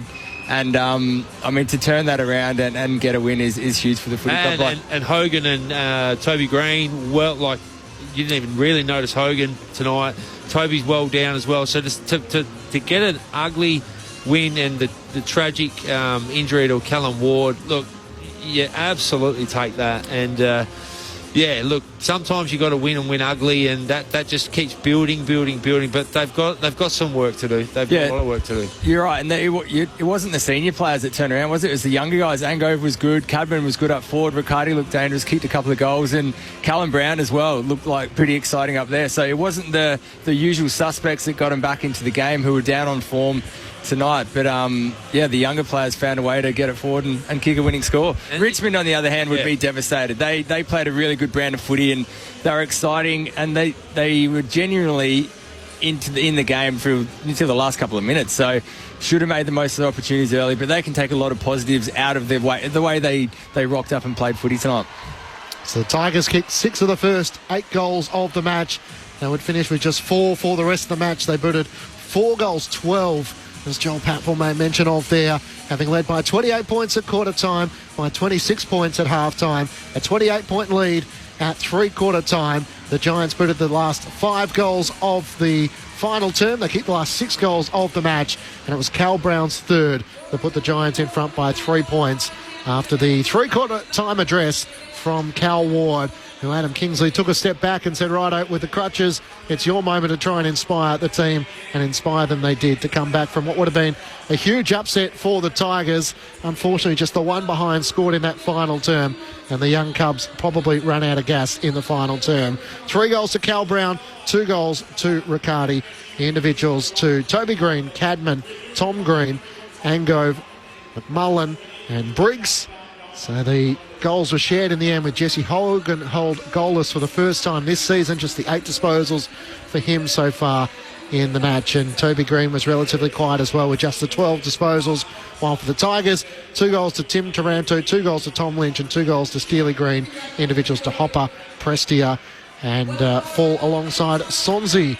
The Giants record a 3-point victory, which is all important for their top 8 aspirations, for their top 4 aspirations. There might be a moment where Adam Kingsley looks back and thinks, well, that was a crucial win when we're up against it. So what do they take out of it? I guess they get the lesson and the win, but that was probably as bad as we've seen the Giants look at stages in that first half all season, Brogues. Yeah, they were beaten up pretty badly in all phases of the game. Their contest work was as bad as I've seen it against a pretty experienced Richmond team, but you expect a little bit more better output for the Giants. But look, we can't underplay the impact of what happened to Callum Ward, and I know it's easy for us to sit up here and say, they've got to be better in that, but Jolly, we've played the game. To see one of your true inspirational best mates, past captains, legend of the football club, in tears, it's got to affect you in some way. And maybe we probably underestimate a little bit because they just looked, I wouldn't say disinterested, but they looked like they were in shock for 2.5 quarters. And,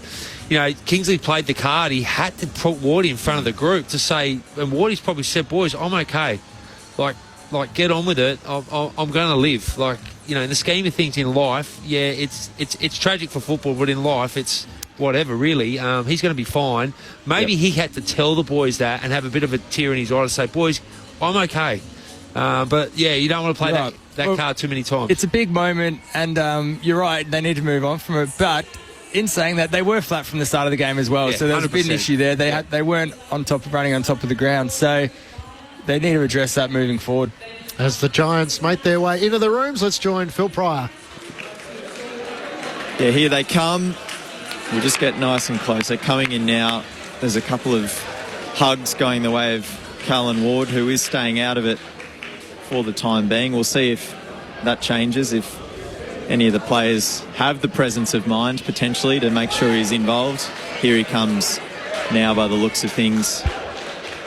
Just a couple more to come in, including Callum Brown, who was enormous in that last quarter, and I think we're going to have a chat to him in just a second after the team song.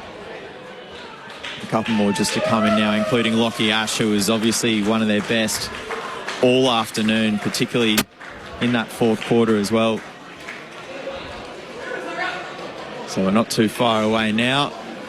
Just a few players looking around wondering, who have we still got? But I think we're getting close. All right, here we go.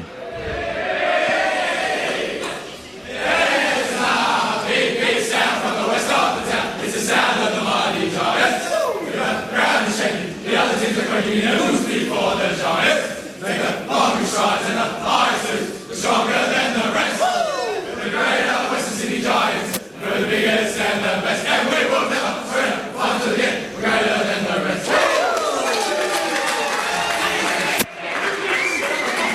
The Giants win by 3 points here at the Sydney Showground, 12-8-80 to the Tigers, 10-17-77. The Giants move to 7 wins and 5 losses. They solidify their place inside the top 8 for now and move a little closer to those sides who are wrestling for the top 4. While for the Tigers, they lose no admirers despite only managing just 1 behind in the final term. 3 wins and 9 losses for the young Cubs. Maybe just a couple of quick thoughts on the Tigers as to how Adam Uze will assess tonight's loss, given they did a lot right for the first half, but ultimately probably ran out of legs at the end. Yeah, look, it's a learning curve. That they get a lot out of that. Review on Monday will be a good one for Richmond, I would have thought, to come up here and really have the Giants on the ropes for three quarters. There's a lot to like. Their brand's good. They've got some. They're pretty even across the ground. They've got some speed in their forward half. We know their midfield's pretty strong. Probably could use a little bit of speed around the midfield, but their backline looks pretty solid. The big kid that was on Hogan tonight, Miller. That was an unbelievable game. So there's a lot to like about Richmond, and no one thought they'd be this good this year. But their brand, what I like is they've got speed and they play it the right way. And they're on the march. Let's head back down to Phil Pryor. Sorry, false alarm. Give me 1 minute. I've got Callum Brown. We're just setting things up. No dramas. The Giants winners by 3 points, 12-8-80 to the Tigers, 10-17-77. The Giants take on Port Adelaide in Canberra next Saturday night. And then they've got 2 big tests to come, the Brisbane Lions and the Gold Coast Suns. Looking forward to hearing from Callum Brown. Hasn't he been a player? 3 goals tonight to go with 3 last week, 2 the week before. Hogan, as we know, was quiet this evening. They needed someone else to stand up, and the Irishman has done that in a massive way to inspire them, especially in the second half. And Phil Pryor might be ready with him now. Not quite. Maybe not. It's probably taking a bit of work to try and wrangle the headset and the microphone, given not only the amount of people who are in the rooms and the Giants. There's always more when you win, let me tell you, especially a win like that. Although there might have been a few who would have been keen to stay away had they gone down, and I'm sure we'll hear some responses to how Cal Ward was able to inspire the Giants at three-quarter time, what was said, and no doubt Adam Kingsley making that decision to just step back from the huddle at three-quarter time and say, righto, if you're up for it, address the team one last time. And, of course, it was that famous win down in Geelong for the first time when Cal Ward did do his knee, where they went on to have such a great record down there at Kardinia Park. Let's head back down to Phil Pryor. Okay, I do have Callum Brown now. Apologies for those false starts, but 2 massive goals in that final term. You guys obviously came home with a wet sail. How does that feel? Yeah, incredible. I remember coming off at half-time saying to Lecky Lear, we're not losing this game, whatever it takes. And, yeah, the contest down forward, we struggled a bit in the first half, but, yeah, I thought we brought it really strongly in the second. Okay, we'll start with the really sad side of this. Callan Ward, first quarter, he goes down, knee injury, suspected ACL. It just seems like it rattled you guys out there. Is that fair? Yeah, I'd say so. It's not something you like to see, especially the Wardy. He's the man of the club. Everyone looks up to him, and yeah, he's a great player. And it's unfortunate to see him go down early, but yeah, hopefully we just got the win for him anyway. And it's already gone viral. He was the one that addressed you boys as you ran out to start that final quarter. What did he say? Because quite clearly, evidence shows that it worked. Yeah, I think it was. He just came out and said, "Play our game. We don't have to do anything special. No one needs to do something miraculous. We just need to go out there, play our game. We haven't done it in the first half, and yeah, the forwards and the mids got to work in the contest, showed up in the first layers and second layers, and yeah, we got the job done." Yeah, well, congratulations. We'll send it upstairs as well. I know we've got a couple of keen blokes upstairs that are keen to get some questions down to Callum. Hey, Callum, Dean Brogan here. Congratulations. I think you cashed in your get out of jail card tonight, but you'll take it. But look, from our point of view, you guys look flat for three quarters. I know Callum Ward got in front of the group at three-quarter time, but we felt up here that guys like yourself, Cadman, Riccardi, all the guys that have been solid citizens actually got the job done tonight, instead of Toby Green and Jesse Hogan having to get you over the line. We thought you guys really got the team going, especially yourself in the last quarter with Cadman. Did it feel like it was your turn to step up tonight? Well, not necessarily. I think it's credit to all the forwards and Toby and Greena in the middle. Just getting the jobs done. We don't really rely on Hoagie to kick all the goals, and we addressed that at the start of the game and things like that and during the week. So Kinga says one training session, everybody kicks the goals. So yeah, I think that we spread that out quite nicely tonight, and yeah, it was good to get the win. Nice work, mate. Joel Patfill up here. Congratulations, mate. Great win. And, mate, personally, you've had some good form the last couple of weeks. Back into the team, playing really well. Is there anything you can attribute to that? Obviously, Jeremy Laidler just trying to improve, my tackling and my forward pressure.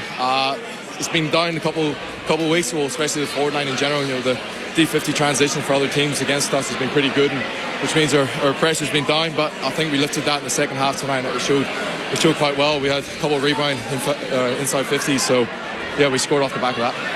Cal, Dan Garb here. I just want to go back to the Cal Ward injury for a moment. It seems from here as if it flattened the team, and you couldn't really get out of that slumber until maybe towards the end of the second quarter. Can you talk us through what it was like amongst the players? Did it feel like it knocked you about a bit and it was hard to get going again? Yeah, I feel like the group was just down in general before that even happened. Like I said before, it's not nice seeing someone like Wardy go down. We sort of rely on him big time. He's a big player, big moments. So a few other players had to step up tonight, and I think they've done that well. And it is a suspected ACL, which is obviously devastating. We anticipate that will be his career over, considering this was almost certain to be his final year. So what would that do for the group? How do you try and use that to your advantage? I know it's very early days and you're trying to enjoy a win, but can you try and just talk through your thoughts on that, if that is the case, which we expect it to be? Yeah, I'm not sure what the injury is. It looks more than likely it is maybe an ACL, but it's unfortunate again. We have to step up in big moments. Wardy going off, it doesn't really matter. It's a team effort, and it's not one man show. And I think all the boys got that done tonight, and yeah, throughout the rest of the year, a few other boys are going to have to come in, maybe a couple of debuts. They know the game plan, they know how to step up in big moments also, so it'll be good to see a couple of VFL boys get their moments. Cal Brown is with us from the Giants room. So he said to go about your process, to play your role. Was there sort of a rah at the end? Could you see him transitioning into coaching after that result in the final term? I don't want to say that yet. He's the vet of the club.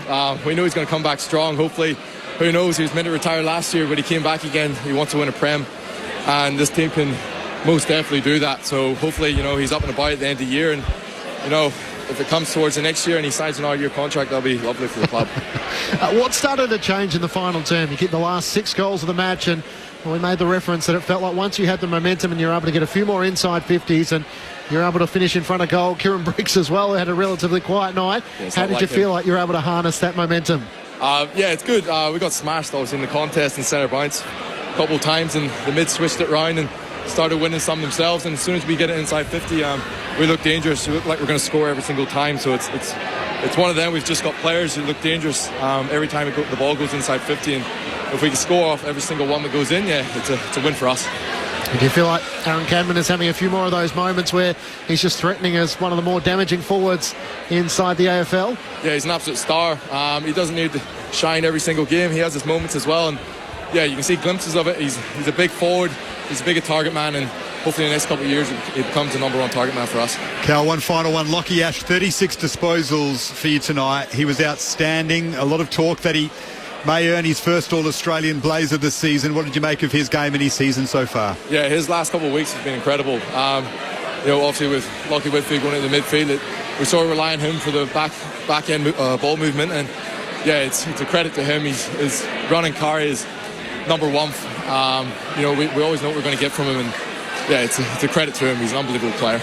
Congratulations on the win, Cal. Good luck against Port Adelaide next week. Cheers. Thanks, lads. Thank Callum you. Brown joining us from the victorious GWS Rooms. Winners by 3 points, 12,880 to the Tigers, 10-17-77 in front of 9,770 fans here at the Sydney Showground. So last 2 matches here have been under 10,000, so a bit of a challenge. But the Saturday twilight, if you're probably choosing between that and the SCG in town, the Swans taking on the Crows, which, as Steve Canelio made the point, there are fans in New South Wales who can't watch both teams, so maybe that might be a deter for some.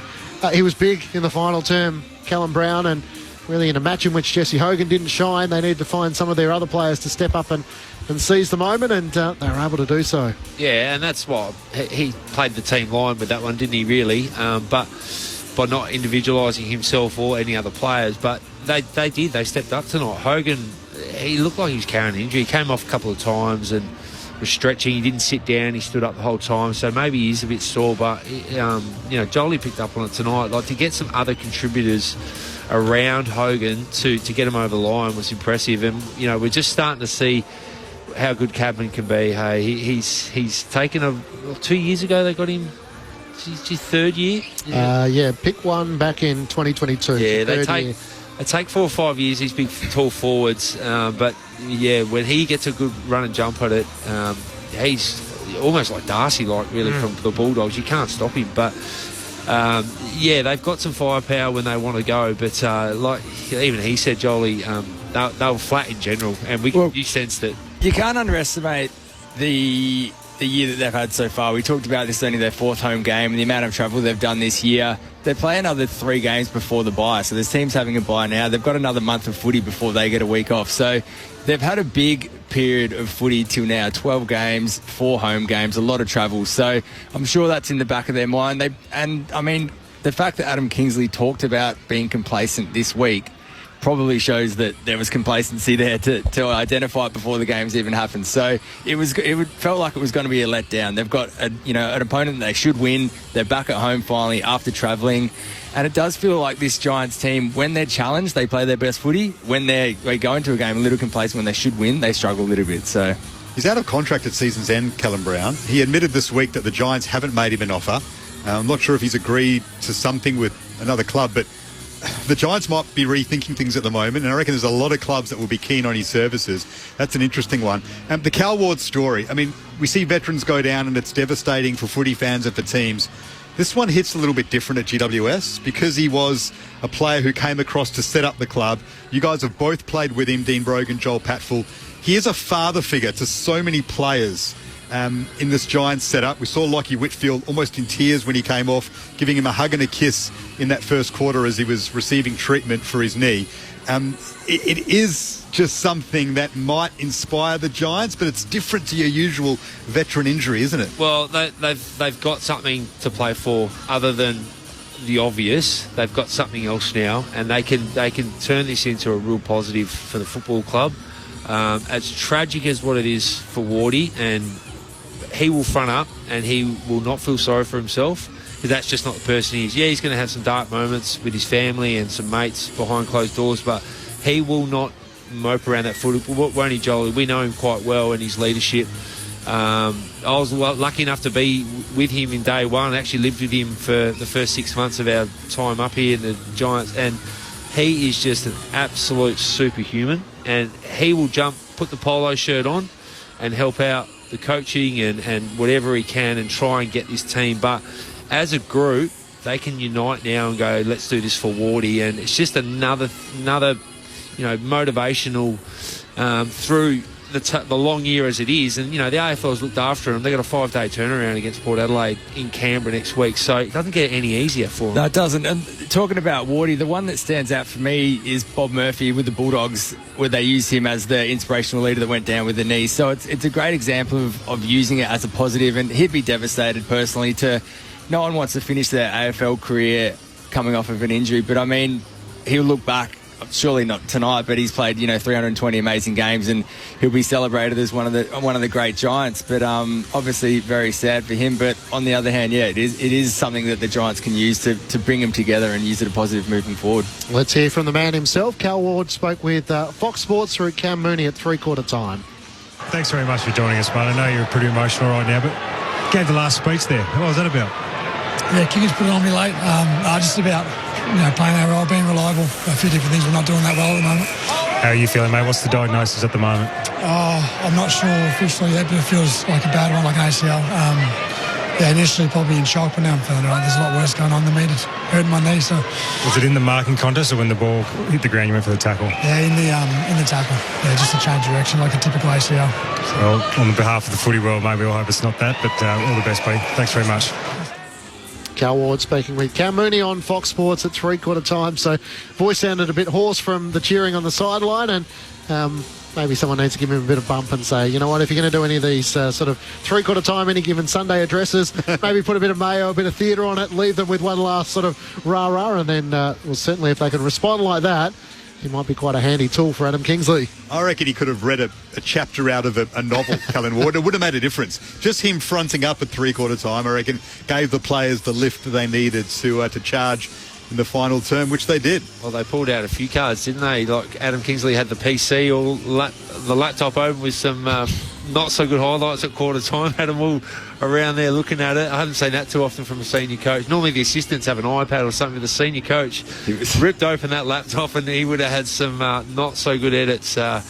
They pulled everything out tonight and they got the win. But it's they wouldn't want to play like that most weeks, Jolie. Otherwise, they're not going to go too far. But they wouldn't. No, you're right. They had to pull out everything because nothing really was working, was it, for three quarters? They didn't have any answers, and Richmond were throwing everything at them. So we'll have to watch the documentary to see exactly what Cal Ward said at three-quarter time. And 3-2-1 for the ABC Footballer of the Year about to come from Team Brogan. Joel, the free kicks were 4-15 the way of the Tigers. So the Tigers had 15. 4 is the equal low free kicks for a match with the following games. West Coast Eagles and the Western Bulldogs back in 2003. And the Western Bulldogs and Fremantle back in 2014. So 11 years since we've seen just 4 free kicks for a side in a match. Watching it didn't feel too lopsided. I have to say in the second half, probably more than the first half. But, I didn't think there was too many obvious, maybe 1 or 2 obvious ones out there that they might have missed, but nothing that I thought was overly missed tonight. The Giants fans were certainly across it in the final term. We didn't hear them until the last quarter. Yeah. It certainly gave them something to spark them up. Dean Brogan with the ABC Footballer of the Year votes in the Giants' 3-point win over the Tigers. Yeah, so I'm going to give one to Miller, who I thought he was fantastic on Hogan. Even though Hogan first half was starved of chances, I thought when he did look like he was going to do something, Hogan, Miller was all over him and did a really good job. I thought that was a win for them. I thought Prestia was probably Richmond's best player by a mile, and Ash from the Giants. Yeah, that's the best game I've seen him play. He's the one that was good from start to finish. His bounce off half back, that's what he's capable of. Like, he's probably not 36 every week, but that could be, if he can play like that most weeks, they're going to be a force. But yeah, I thought he was best on ground tonight. Jesse Hogan goalless. Yep. Yeah. So for the Giants to get up, considering that was an effort, but yeah, you're right. Ben Miller was fantastic on the Coleman medalist, wasn't he? 3 to Lockie Ash, 2 to Dion Prestia, 1 to Ben Miller in the ABC Football of the Year votes from Dean Brogan in the Giants' 3-point win over the Tigers. So Richmond head back to the MCG. They have Sydney next week ahead of their bye. Adamuze's Chargers of 3 wins and 9 losses, and all of a sudden, if he can get that senior core back there, Joel, their rebuild could accelerate rather quickly. They've got key posts at either end, don't they? They do, and their midfield is as good as you'll see at the moment. I mean, Nankervis, Prestia, Hopper, Taranto as a starting midfield is very dangerous. As we saw, they dominated centre clearance and clearance all around the game. And their tools at either end are, you got Lynch down one end, Miller at the other end, and some good young talent floating around there. So all of a sudden, it does look like they're a bit more dangerous. And if they can keep those senior players in, it obviously helps with that rebuild and accelerates things moving forward. So, I mean, that will take so many positives out of the way they played tonight. And they've been over the last 3 or 4 weeks, they've been really competitive with most of their games. So definitely taking some positive steps forward, the Richmond Footy Club. So the Tigers going down by 3 points, managing just 1 behind in the final term as the Giants booted the last 6 goals of the match.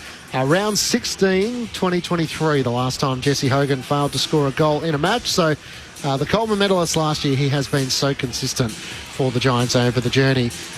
Swans or Crows tonight?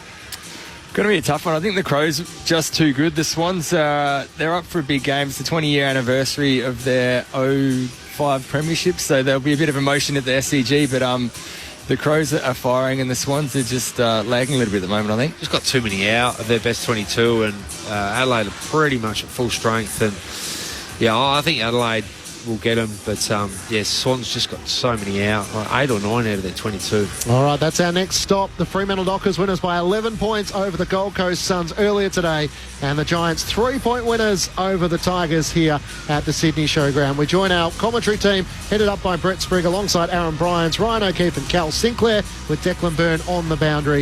If it's not on your radio, you can of course tune in via the ABC Listen app. Just click on the AFL button. Good night from the Sydney Showground.